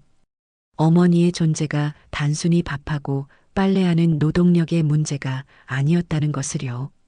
어머니는 그 자체로 집안의 기둥이자 옹기였습니다. 어머니의 된장국 냄새가 사라진 집은 아무리 비싼 가구와 가전제품으로 채워져 있어도 텅 빈 껍데기처럼 느껴졌습니다. 엎친 데 덮친 격으로 경제적인 문제까지 터지기 시작했습니다. 민준이의 학원비는 기하급수적으로 늘어났고 제이는 스트레스를 푼다는 명목으로 명품 쇼핑에 돈을 쏟아부었죠. 태호의 월급만으로는 감당하기 힘든 지출이 계속되었습니다. 태호는 제이에게 여보, 우리 이제 좀 아껴 써야 할 것 같아. 민준이 학원도 몇 개는 정리하는 게 어때? 라고 조심스럽게 말했지만 제이는 길길이 날뛰었어요. 뭐, 지금 나더러 돈 걱정까지 하라는 거야? 내가 누구 때문에 이렇게 스트레스를 받는데 당신이 돈을 더 많이 벌어올 생각을 해야지. 어떻게 나한테 아껴 쓰라는 말을 할 수가 있어? 당신 정말 무능력하다. 아내의 비난에 태호는 아무 말도 할 수 없었습니다. 그는 정말로 자신이 무능력한 남편, 무책임한 아들이라는 생각에 깊은 자괴감에 빠졌습니다. 그러던 어느 날 태호는 우연히 제 방이었던 작은 방에 들어갔습니다. 제이는 제 짐을 모두 버리고 그 방을 민준이의 공부방으로 꾸며놓았죠. 하지만 방 한 구석, 옷장 위에 먼지가 뽀얗게 쌓인 낡은 상자 하나가 남아 있었습니다. 태호는 무심코 그 상자를 열어보았어요. 그 안에는 낡은 앨범 몇 권과 제가 평생 써온 낡은 가계부가 들어 있었습니다. 태호는 가계부를 펼쳐보았습니다. 삐뚤빼뚤한 글씨로 쌀한대가, 연탄 한 장갑부터 시작해서 태호의 학용품가, 등록금, 그리고 결혼자금까지 제 평생의 역사가 그 안에 고스란히 담겨 있었죠. 마지막 장에는 내 아들 태호, 제이, 그리고 내 사랑 민준이, 내가 가진 모든 것이라고 적혀 있었습니다. 태호는 가계부를 부들부들 떨리는 손으로 붙잡고 소리 없이 오열했습니다. 자신이 얼마나 어리석고 불효한 아들이었는지 뼈저리게 깨달았기 때문입니다. 어머니는 평생을 자신을 위해 헌신했는데 자신은 그런 어머니를 아내의 등살에 못 이겨 내쫓고 말았던 겁니다. 엄마, 내가 잘못했어. 태호는 뒤늦은 후회를 하며 저를 찾아 나섰습니다. 하지만 제 행방을 아는 사람은 아무도 없었어요. 제가 살던 아파트도 고향의 땅도 이미 다른 사람의 손에 넘어간 뒤였죠. 제가 걸었던 마지막 공중전화는 추적이 불가능했고 은행 계좌는 이미 해지된 상태였습니다.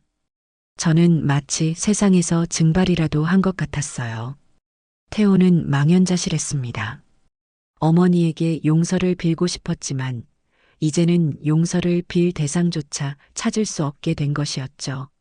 서울의 차가운 빌딩 숲 사이에서 태호는 길 잃은 아이처럼 한참을 서 있었습니다. 제가 떠난 빈자리는 이제 그 무엇으로도 채울 수 없는 거대한 구멍이 되어 그의 삶을 송두리째 삼키고 있었습니다. 아들 태호가 저를 찾아 헤매고 있다는 사실을 저는 까맣게 모르고 있었습니다. 이곳 소미도에서의 제 삶은 하루하루가 충만하고 바쁘게 흘러가고 있었으니까요. 민박은 입소문을 타고 사계절 내내 손님들의 발길이 끊이지 않았고 이야기 창고는 이제 책만 읽는 곳이 아니라 섬의 문화 중심지가 되어가고 있었죠. 저는 손님들과 섬 주민들을 모아 시 낭송회를 열기도 하고 무태서 작가들을 초청해 북 토크 같은 행사도 열었습니다. 처음에는 할망구가 늙어서 주책이야라며 손사래를 치던 슈퍼 할머니도 이제는 돋보기를 끼고 삐뚤빼뚤한 글씨로 난생 처음 시라는 것을 써서 사람들 앞에서 낭송을 하곤 했죠. 우리 집 영감, 바다 나간 날이면 내 속은 까맣게 타들어간다. 영감 속은 내 속도 모르고 만선 깃발만 흔들더라. 할머니의 투박하지만 진심이 담긴 시에 사람들은 함께 울고 웃었습니다. 철민이는 이제 제 오른팔을 넘어 어엿한 이야기 창고의 실장이 되어 있었습니다. 굳은 일은 물론이고 인터넷으로 민박 예약을 받고 홍보글을 올리는 것까지 척척 해냈죠. 할머니, 이번 주말 예약 꽉 찼어요. 그리고 다음 달에 작은 음악회 열기로 한 거, 무태 있는 제 대학 동기들이 와서 재능 기부해주기로 했어요. 철민이는 저보다 더 신이 나서 방방 뛰곤 했습니다. 저는 제가 가진 돈을 아끼지 않았습니다. 민박으로 번 돈은 고스란히 섬을 위해 썼어요. 아이들이 책을 읽는 공간이 비좁아져서 집 옆에 작은 별채를 하나 더 지었습니다. 최신식 컴퓨터와 스크린을 설치해서 아이들이 무채 아이들처럼 인터넷 강의도 듣고 영화도 볼 수 있게 해주었죠. 또 섬 어르신들을 위해 무태서 한의사를 정기적으로 초빙해 무료 진료를 받으시게 했습니다. 할머니, 돈 아껴 쓰셔야죠. 그렇게 다 퍼주시면 뭐 남아요? 철민이가 걱정스레 말했지만 저는 그저 웃었어요. 철민아, 돈이라는 건 움켜쥐고 있으면 썩은 물이 되지만 나누고 흐르게 하면 맑은 샘물이 되는 거란다. 나 지금 돈 버는 거 아니야. 내가 평생 받기만 하고 살았는데 이제야 겨우 빚 갚는 기분으로 사는 거야. 이 행복을 돈 주고도 못 사요. 섬 사람들은 이제 저를 서보살이라고 불렀습니다. 제가 베푼 것 이상으로 그들은 제게 더 큰 마음을 돌려주었죠. 그들의 따뜻한 관심과 정 속에서 제 얼굴에는 서울에서 볼 수 없었던 깊은 평화와 웃음이 자리 잡았습니다. 한편 그 시각 서울에서는 제 아들 태호가 지옥 같은 나날을 보내고 있었어요. 제가 사라진 후 몇 달간 태호는 실종 신고까지 해가며 저를 찾으려 애썼지만 성인인 제가 스스로 잠적한 이상 경찰도 어쩔 도리가 없었죠. 엄마 대체 어디 계신 거예요? 태호는 매일 밤 술에 취해 들어왔습니다.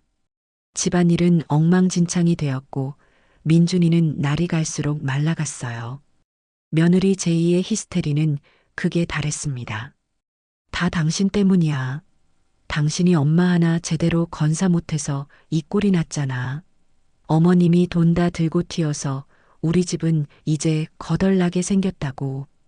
제이는 제가 아들 몰래 모아둔 돈을 해지해 갔다는 사실을 알고는 제가 마치 가족의 공금을 횡령해 도망간 파렴치한이라도 되는 듯이 태호를 몰아세웠습니다. 당장 어머님 찾아내서 그 돈 받아내. 그 돈이면 민준이 유학도 보낼 수 있었는데. 태호는 아내의 그런 모습에 질려버렸습니다. 제발 그만해. 그 돈은 원래 엄마 돈이었어.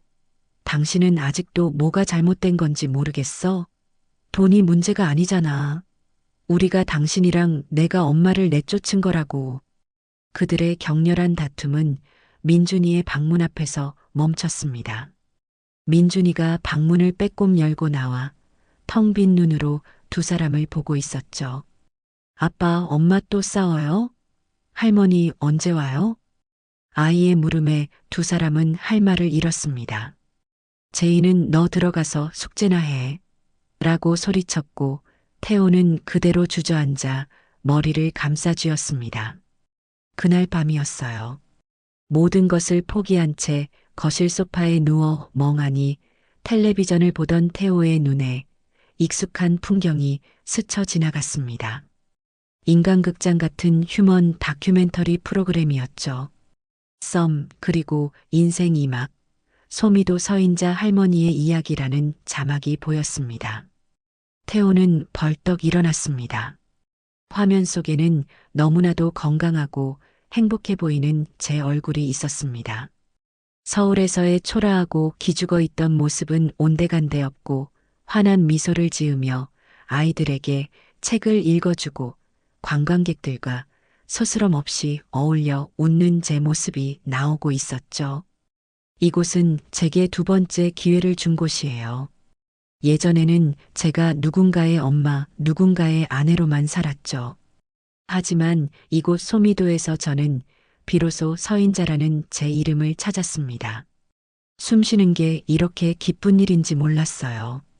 인터뷰하는 제 목소리는 낭낭하고 힘이 넘쳤습니다. 화면은 곧이어 아름답게 꾸며진 이야기 창고와 별채, 그리고 민박 손님들로 북적이는 마당을 비추었어요. 리포터가 어르신, 이렇게 큰일을 하시려면 자금도 많이 드셨겠어요. 혹시 자제분들이 많이 도와주셨나 봐요라고 물었습니다. 저는 화면 속에서 옅은 미소를 지으며 대답했죠.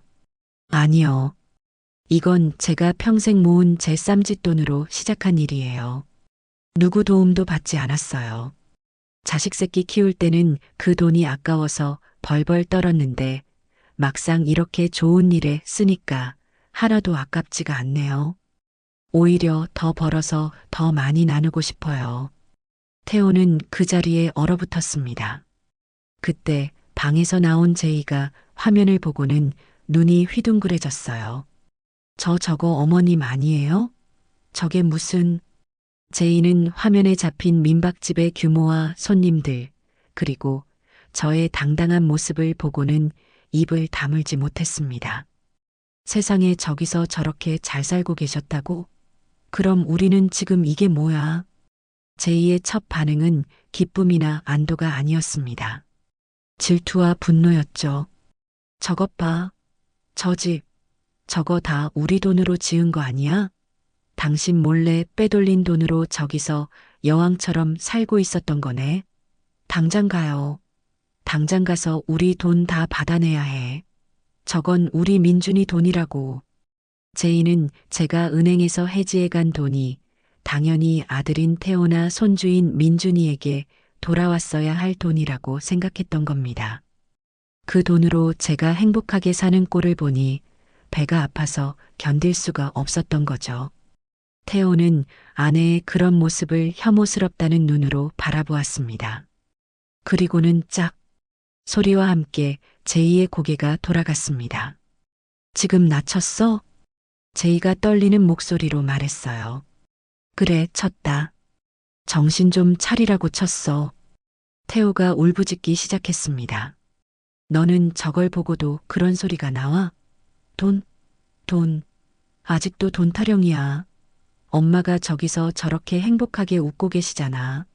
우리가 지옥처럼 굴어서 도망치셨는데 저렇게 혼자 힘으로 다시 일어서셨잖아. 그럼 다행이라고, 고맙다고, 죄송하다고 그렇게 생각해야 하는 거 아니야. 넌 정말 사람이니? 태호는 바닥에 주저앉아 통곡했습니다. 엄마가 불쌍해서 어떻게, 얼마나 외로우셨을까? 얼마나 무서우셨을까? 그걸 다 이겨내고 저렇게. 제이도 멍하니 화면을 바라보았습니다.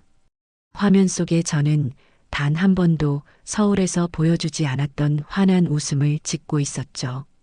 그제야 제이의 눈에도 무언가 다른 것이 보이기 시작했습니다. 돈이나 성공이 아닌 자신이 잃어버린 것, 그리고 자신이 민준이에게서 빼앗아 버린 것. 바로 행복이었습니다. 태호가 눈물을 닦고 일어섰습니다. 그의 눈은 확고한 결심으로 불타고 있었어요. 나갈 거야.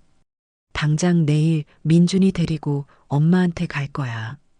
가서 뭐라고 하려고요? 용서를 빌어야지. 무릎 꿇고 손이 발이 되도록 빌어야지. 다시는 엄마 혼자 외롭게 두지 않을 거야. 태호는 민준이 방으로 들어갔습니다. 아이는 책상에 엎드려 잠들어 있었고 손에는 제가 만들어 주었던 낡은 종이 딱지가 쥐어져 있었죠. 태호는 아이를 안아올리며 말했습니다. 민준아, 우리 할머니 찾았어. 우리 할머니 보러 가자. 잠결에 할머니라는 말을 들은 아이가 몇 달 만에 처음으로 희미하게 미소를 지었습니다. 제이는 텅 빈 거실에 홀로 남겨졌습니다.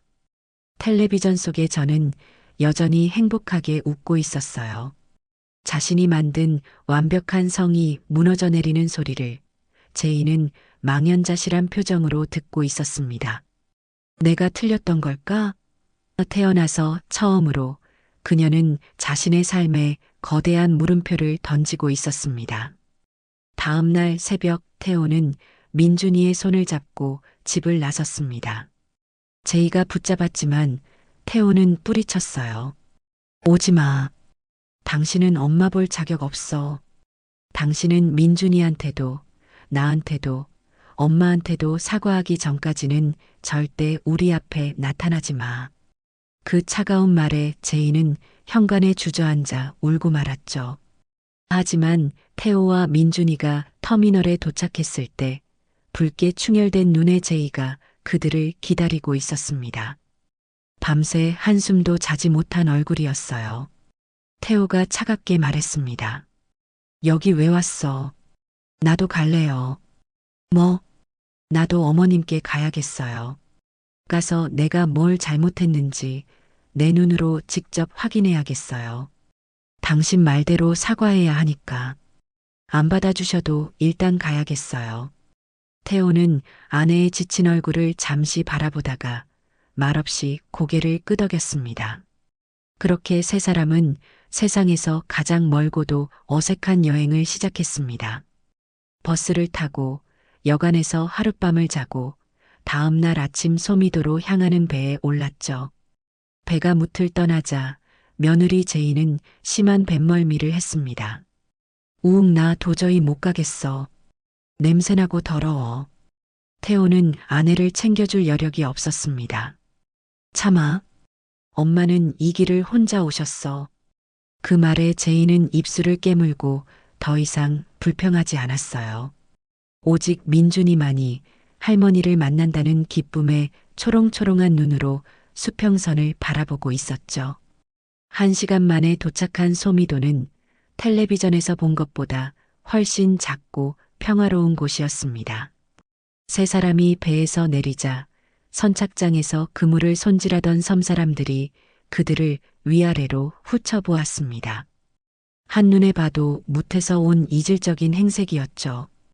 태호가 슈퍼 할머니에게 다가가 조심스럽게 물었습니다. 저 어르신, 혹시 이야기 창고 서인자 할머니 댁이 어디인지 아십니까? 슈퍼 할머니는 태호를 흘깃보더니 퉁명스럽게 되물었어요. 근데 누구요? 뭐 때문에 우리 서보살을 찾는데? 우리 서보살이라는 말에서 섬 사람들이 저를 얼마나 아끼는지 느껴져 태호는 가슴이 뜨끔했습니다. 저 제가 아들입니다. 그 말에 슈퍼 할머니의 눈이 매서워졌습니다. 뭐, 아들, 그 속 썩이던 아들이 너구나. 할머니는 옆에 있던 다른 어르신들을 불렀어요. 이것들 좀 봐. 여기 그 보살님 내쫓은 아들놈이랑 며느리년이 왔어. 순식간에 섬 사람들이 세 사람 주위를 둘러쌌습니다. 그들의 눈에는 노골적인 적개심과 경멸이 담겨 있었죠. 니들이 여길 왜 와? 우리 보살님 얼굴 또 보려고? 염치도 없는 것들. 어미 등골 빼먹고 잘 사니 좋더냐? 당장 이 섬에서 꺼져. 여긴 너희 같은 것들이 올 때가 아니여. 사람들이 삿대질을 하며 몰아세우자 민준이가 겁을 먹고 울음을 터뜨렸습니다. 제이는 당황해서 어쩔 줄 몰라 했죠. 태호는 그 자리에 무릎을 꿇었습니다. 죄송합니다. 저희가 다 잘못했습니다. 제발 저희 어머니 얼굴 한 번만 뵙게 해주세요. 네. 그때 저 멀리서 철민이가 오토바이를 타고 달려왔습니다. 다들 여기서 뭐 하시는 거예요? 손님들한테. 철민이 잘 왔다. 이놈들이 그 할머니 속 뒤집어 놓은 자식 놈들이래. 철민이의 표정도 굳어졌습니다. 그는 저를 친할머니 이상으로 따랐거든요. 철민이가 태호를 노려보며 말했습니다. 당신들이 할머니 아들이라고요? 네, 맞습니다. 제발 저희 어머니 좀. 지금 할머니 무태서 온 아이들하고 텃밭 체험 행사 중이십니다. 당신들 때문에 그 좋은 시간 망치게 할 수 없어요. 여기서 조용히 기다리시든지 아니면 다음 배 타고 돌아가세요. 철민이의 차가운 말에 태호는 고개를 들 수 없었습니다. 그때 울던 민준이가 철민이의 바짓가랑이를 붙잡았어요. 아저씨, 저 민준이에요. 박민준. 저 할머니 보고 싶어요. 네. 할머니 만나게 해주세요. 아이의 간절한 눈물에 철민이의 마음도 약해진 듯 했습니다. 그는 깊은 한숨을 내쉬더니 고갯짓을 했어요. 일단 따라오세요. 대신 소란 피우실 생각은 절대 하지 마세요. 세 사람은 꿀먹은 벙어리가 되어 철민이의 뒤를 따랐습니다. 언덕을 오르자 텔레비전에서 보았던 그 집이 나타났어요. 폐가였다는 것이 믿기지 않을 정도로 집은 동화 속 그림처럼 아름다웠습니다. 마당에는 하얀 조약돌이 깔려 있었고 담벼락에는 예쁜 꽃들이 만발해 있었죠. 그리고 마당 한가운데 텃밭에서 아이들의 웃음소리가 들려왔습니다. 할머니, 이건 뭐예요? 응, 이건 방울토마토란다. 이렇게 빨갛게 익은 걸 따야 맛있어요. 그토록 그리워하던 제 목소리였습니다. 태호의 눈시울이 붉어졌습니다. 텃밭 울타리 너머로 밀짚 모자를 쓴 제가 보였습니다. 햇볕에 건강하게 그을린 얼굴, 편안한 몸빼 바지 차림이었지만 서울에 있을 때보다 훨씬 더 기품이 있고 행복해 보였어요. 아이들을 바라보는 제 눈빛은 따뜻한 봄 햇살 그 자체였습니다. 태호는 차마 저를 부르지 못하고 그 자리에 우두커니 서 있었습니다. 제이도 마찬가지였죠. 자신이 그토록 무시했던 시어머니가 저렇게 빛나는 존재가 되어 있다는 사실을 받아들이기 힘들었습니다. 그때였습니다. 저를 부르려던 태호의 입을 막고 민준이가 먼저 울타리를 향해 달려나갔습니다. 할머니, 아이의 절박한 외침에 텃밭에 있던 모든 사람들의 시선이 집중되었습니다. 저도 깜짝 놀라 고개를 들었어요. 그리고 저를 향해 울면서 달려오는 작은 아이를 보았죠. 민준아? 믿을 수 없다는 듯 제 손에 들려있던 호미가 바닥으로 툭 떨어졌습니다. 민준이는 제 품에 와락 안겼어요. 그 작은 몸이 어찌나 세차게 떨리던지. 할머니, 보고 싶었어요. 나 이제 할머니랑 살래요. 엄마랑 아빠 싫어. 할머니. 아이가 서럽게 울며 제 품을 파고들었습니다. 저는 아무 말도 하지 못하고 그저 마르고 약해진 아이의 등을 쓸어주었습니다. 눈물이 빗물처럼 쏟아졌어요. 내 강아지 민준아 여기까지 어떻게 왔어? 얼마나 보고 싶었는데. 한참 동안 아이를 부둥켜 안고 울던 저는 문득 느껴지는 시선에 고개를 들었습니다. 울타리 밖에 죄인처럼 고개를 숙이고 서 있는 아들 태호와 창백하게 질린 얼굴로 저를 바라보는 며느리 제이가 보였습니다. 제 눈물은 그 순간 쏙 들어갔습니다. 저를 바라보는 관광객들과 섬 사람들의 시선이 느껴졌죠. 저는 민준이의 눈물을 닦아주며 아이를 일으켜 세웠습니다. 그리고는 평생 느껴보지 못한 차갑고도 단단한 목소리로 두 사람을 향해 입을 열었습니다. 너희가 여긴 어쩐 일이니? 제 목소리에는 반가움도 놀라움도 원망도 담겨 있지 않았어요. 그저 낯선 손님을 대하는 듯한 완벽한 무관심이었습니다. 태호가 울먹이며 저를 향해 다가오려 했지만 저는 손을 들어 막았습니다. 오지 마라. 태호가 그 자리에 멈춰 섰습니다. 엄마, 보시다시피 나 지금 손님들하고 바빠요. 저기 마당 끝에 있는 평상 보이죠? 민준이는 내가 데리고 있을 테니 당신들은 거기 가서 기다리세요. 내가 이 일이 다 끝나면 그때 이야기합시다. 저는 태호와 제이에게 눈길 한 번 더 주지 않고 민준이의 손을 꼭 잡고 집 안으로 들어갔습니다. 문이 닫히기 직전 저는 철민이에게 나지막이 말했어요. 철민아, 저 사람들에게 시원한 물 한 잔씩만 갖다 드려. 그래도 손님은 손님이니까. 태호와 제이는 그 자리에 못 박힌 듯 서 있었습니다. 섬 사람들은 그들을 향해 꼴 좋다. 자업자득이다. 라며 수군거렸고 두 사람은 그 모든 경멸과 모멸감을 온몸으로 받아내며 땡볕 아래 놓인 평상에 말없이 앉았습니다. 용서를 구하러 온 그 길은 그들이 생각했던 것보다 훨씬 더 길고 고통스러울 것임을 직감하고 있었죠. 제가 민준이를 데리고 집 안으로 들어가고 나서 태호와 제이는 그야말로 가시방석에 앉은 기분이었을 겁니다. 섬 사람들은 노골적으로 그들을 구경하며 혀를 찾고 민박 손님들조차 텔레비전에 나온 그 아들 며느리인가 봐. 어떻게 저렇게 뻔뻔하게 찾아올 수가 있지? 라며 수군거렸으니까요. 철민이가 가져다 준 물 잔을 받아들었지만 두 사람 다 물을 목으로 넘길 생각도 못한 채 고개만 숙이고 있었죠. 저는 방 안에서 민준이를 씻기고 새 옷으로 갈아입혔습니다. 그리고는 부엌으로 가 냉장고 깊숙이 넣어두었던 멸치를 꺼내 바삭하게 볶아주었어요. 민준아, 이거 기억나? 제 말에 민준이는 멸치볶음을 보더니 다시 눈물을 터뜨렸습니다. 할머니 멸치 이거 먹고 싶어서 맨날 울었어요. 아이는 허겁지겁 멸치볶음을 집어먹었습니다. 그 모습에 또다시 가슴이 미어졌죠. 민준아, 할머니한테 다 말해봐. 그동안 무슨 일 있었어? 왜 이렇게 말랐어? 엄마 아빠가 너 힘들게 했어? 민준이는 밥을 먹다 말고 그동안 참아왔던 서름을 모두 토해냈습니다. 할머니가 떠난 뒤로 엄마가 얼마나 무섭게 변했는지, 아빠는 매일 술만 마셨는지, 그리고 엄마한테 혼났어요. 피아노 학원 안 갔다고. 아이의 말에 제 손이 부들부들 떨렸습니다.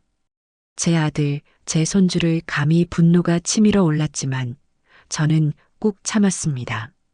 지금 여기서 화를 내는 것은 민준이를 위한 일이 아니었으니까요. 저는 아이를 그저 말없이 안아주었습니다. 괜찮아, 괜찮아, 내 새끼. 이제 할머니가 다 지켜줄게. 아무도 우리 민준이 못 괴롭히게 할 거야. 한참 뒤에야 텃밭 체험 행사가 끝났습니다. 손님들을 배웅하고 저는 평상에 앉아 있는 두 사람에게 다가갔습니다. 이미 해가 뉘엿뉘엿 지고 있었죠. 두 사람은 땡볕에 몇 시간을 앉아 있었는지 얼굴이 새빨갛게 익어 있었습니다. 일어나. 제 말에 두 사람이 화들짝 놀라 일어섰습니다. 저녁 먹었니? 아니요, 어머니. 괜찮습니다. 태호가 기어들어가는 목소리로 말했어요. 밥은 먹어야지. 따라와. 저는 두 사람을 부엌으로 데리고 갔습니다. 밥솥에는 밥이 가득했고 반찬도 여러 가지 만들어져 있었죠. 하지만 저는 그들에게 숟가락을 쥐어주지 않았습니다. 대신 마당 한쪽에 쌓여 있는 장작 더미를 가리켰죠. 태호야. 네, 어머니. 저 장작 내일 아궁이에 불 떼야 하니까 밤새 다 패놔라. 네. 아, 네. 알겠습니다, 어머니. 태호는 마치 구원이라도 받은 사람처럼 달려가 도끼를 집어들었습니다. 그리고 저는 제이를 돌아보았어요. 제이는 불안한 눈으로 저를 보고 있었죠. 저는 싱크대에 가득 쌓인 그릇 더미를 가리켰습니다. 그리고 너. 네, 어머님. 저녁에 손님들하고 잔치하느라 설거지가 산더미처럼 쌓였다. 오늘 밤 안에 저거 다 닦아놔. 쇠수세미로 기름기 하나 없이 뽀드득 소리나게 닦아놔야 한다. 알았지? 제이의 얼굴이 일그러졌습니다. 서울에서 손에 물 한 방울 안 묻히고 살던 제이였으니까요. 하지만 제이는 이내 입술을 깨물고 고개를 끄덕였습니다. 네, 어머님. 그렇게 하겠습니다. 저는 두 사람에게 더 이상 아무 말도 하지 않고 민준이의 손을 잡고 방으로 들어갔습니다. 그날 밤 태호는 태어나서 처음 잡아보는 도끼로 서툴게 장작을 팼습니다. 손바닥이 다 까지고 물집이 잡혔지만 그는 아픔도 잊은 채 묵묵히 도끼질을 했어요. 제이는 차가운 부엌 바닥에 쪼그려 앉아 끝도 없는 설거지와 씨름했습니다. 거친 수세미에 손톱이 부러지고 뜨거운 물에 손이 퉁퉁 불었지만 그녀는 울음도 참아가며 그릇을 닦았습니다. 두 사람은 멀리 민준이가 잠든 방에서 새어나오는 제 다정한 목소리를 들었습니다. 제가 민준이에게 옛날 이야기를 들려주는 소리였죠. 그토록 듣고 싶었던 어머니의 목소리였지만 지금 그들에게는 그 어떤 꾸짖음보다 더 아프게 가슴을 파고들었습니다. 그렇게 며칠이 흘렀습니다. 태호는 매일 장작을 패고 텃밭에 거름을 주고 어부들을 따라가 고기잡이를 도왔습니다. 제이는 민박집 청소와 빨래, 그리고 모든 식사 준비와 설거지를 도맡아 했습니다. 저는 두 사람에게 단 한마디의 말도 걸지 않았어요. 그저 묵묵히 그들이 일하는 것을 지켜볼 뿐이었죠. 섬 사람들은 그런 저의 처사를 보며 혀를 내둘렀습니다. 서보살, 독하네. 자식들을 아주 잡돌이하네, 그려. 하지만 저는 알고 있었습니다. 용서는 말로 하는 것이 아니라 행동으로 보여줄 때 비로소 진정한 의미가 있다는 것을요. 저 두 사람에게는 땀의 의미, 노동의 가치, 그리고 자신이 저지른 잘못의 무게를 스스로 깨달을 시간이 필요했습니다. 변화는 며느리 제이에게서 먼저 나타났습니다. 처음 며칠간 제이는 억울함과 분함이 뒤섞인 표정으로 마지못해 일을 했어요. 하지만 시간이 지나면서 그녀는 이야기 창고의 풍경을 보기 시작했습니다. 어느 날 제이는 제가 아이들에게 책을 읽어주는 모습을 멍하니 바라보고 있었습니다. 아이들은 제 무릎에 매달려 까르르 웃고 있었죠. 제이는 그제야 깨달았습니다.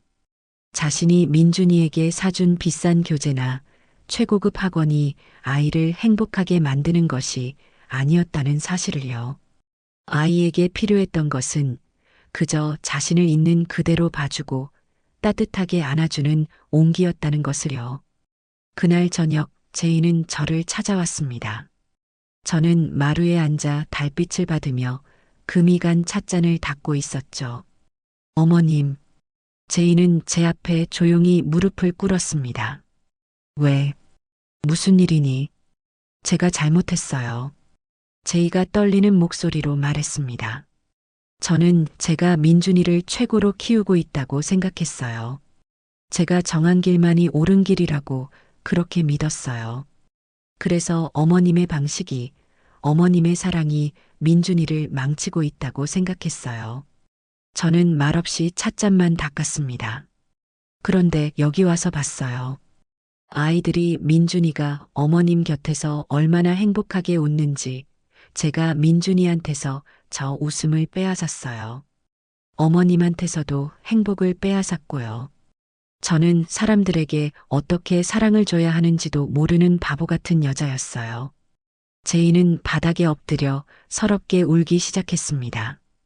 어머님, 저를 용서하지 마세요. 저는 용서받을 자격이 없어요. 하지만 태호 씨랑 민준이는 제발 용서해 주세요. 다 제 잘못이에요. 저는 찻잔을 내려놓고 엎드려 우는 제이의 등을 바라보았습니다. 그리고 나지막이 말했죠. 일어나. 바닥이 차다. 제이가 울음을 그치고 고개를 들었습니다. 제이야, 너는 똑똑한 아이야. 하지만 너무 똑똑해서 너 자신을 가두고 살았어. 완벽해야 한다는 감옥에 너 스스로를 가두고 내 아들도 내 손주까지 그 안에 밀어 넣으려고 했던 게지. 저는 금이 간 찻잔을 제이에게 내밀었습니다. 이 찻잔이 보이니? 이건 시집 올 때 우리 엄마가 주신 거야. 내가 서울 너희 집에 가면서 이거 하나만 들고 갔었어. 근데 깨져버릴까봐 한 번도 쓰지를 못했단다. 그저 장식장에 모셔만 뒀지. 그러다 이 섬에 오면서 보니 이렇게 금이 가 있더구나. 제이는 찻잔을 받아들고 어쩔 줄 몰라 했습니다. 금이 갔다고 찻잔이 아닌 건 아니야. 그렇지? 물을 담을 수도 있고 차를 마실 수도 있어. 완벽하지 않아도 여전히 쓸모 있고 귀한 찻잔이야. 사람 사는 것도 마찬가지란다. 완벽한 사람은 없어. 다들 조금씩 금이 가고 이가 빠진 채로 살아가는 거야. 중요한 건 그 금이 간 틈으로 서로의 온기를 나누고 서로의 부족함을 채워주는 거란다. 저는 제이의 손을 잡았습니다. 나는 너를 용서하고 말고 할 게 없어. 너는 이미 너 스스로를 벌하고 있었으니까. 이제 그만 너 자신을 용서해라. 그리고 내 아들, 내 손주 따뜻하게 좀 안아주렴. 제 말에 제이는 찻잔을 붙잡고 다시 한번 오열했습니다. 그것은 후회의 눈물이자 새로운 시작을 다짐하는 참회의 눈물이었습니다. 다음 날 아침 저는 처음으로 세 사람을 제 아침상에 앉혔습니다. 태호와 제이는 퉁퉁 부은 눈으로 제 앞에 앉았죠. 저는 그들에게 따뜻한 쌀밥과 제가 직접 끓인 미역국을 내놓았습니다. 어머니 이건 오늘은 내 아들 태호, 이 세상에 태어난 날이잖니. 태호는 그제야 오늘이 자신의 생일이라는 것을 깨달았습니다. 까맣게 잊고 있었던 겁니다. 엄마, 어서 먹어. 낳아주셔서 고맙다는 말은 안 해도 된다.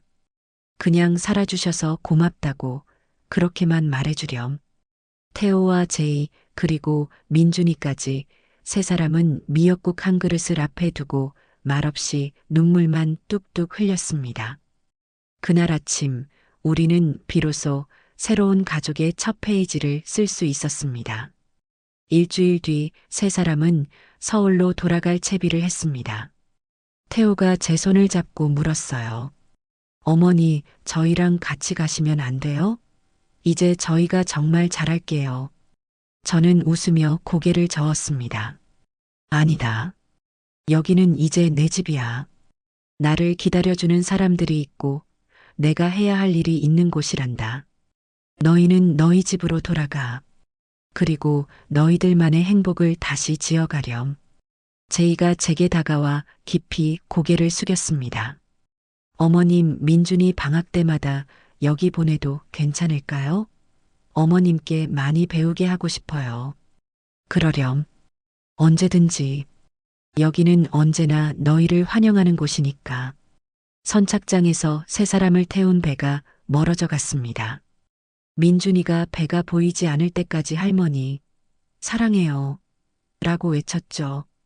저는 눈물을 참으며 힘껏 손을 흔들어 주었습니다. 배가 수평선 너머로 사라지고 저는 천천히 언덕을 올랐습니다. 제 집 이야기 창고에서는 벌써 아이들이 저를 기다리며 책을 읽고 있었어요. 저는 그 아이들을 향해 걸어갔습니다. 저는 서울로 돌아가지 않을 겁니다. 하지만 저는 제 가족을 되찾았습니다. 완벽하지는 않지만 서로의 금을 인정하고 보듬어 줄 수 있는 진짜 가족을 말입니다. 제 낡은 찻잔에는 이제 슬픔 대신 따뜻한 차가 담길 일만 남았습니다. 저는 이곳 소미도에서 제 이름 서인자로 아주 오랫동안 행복하게 살아갈 겁니다.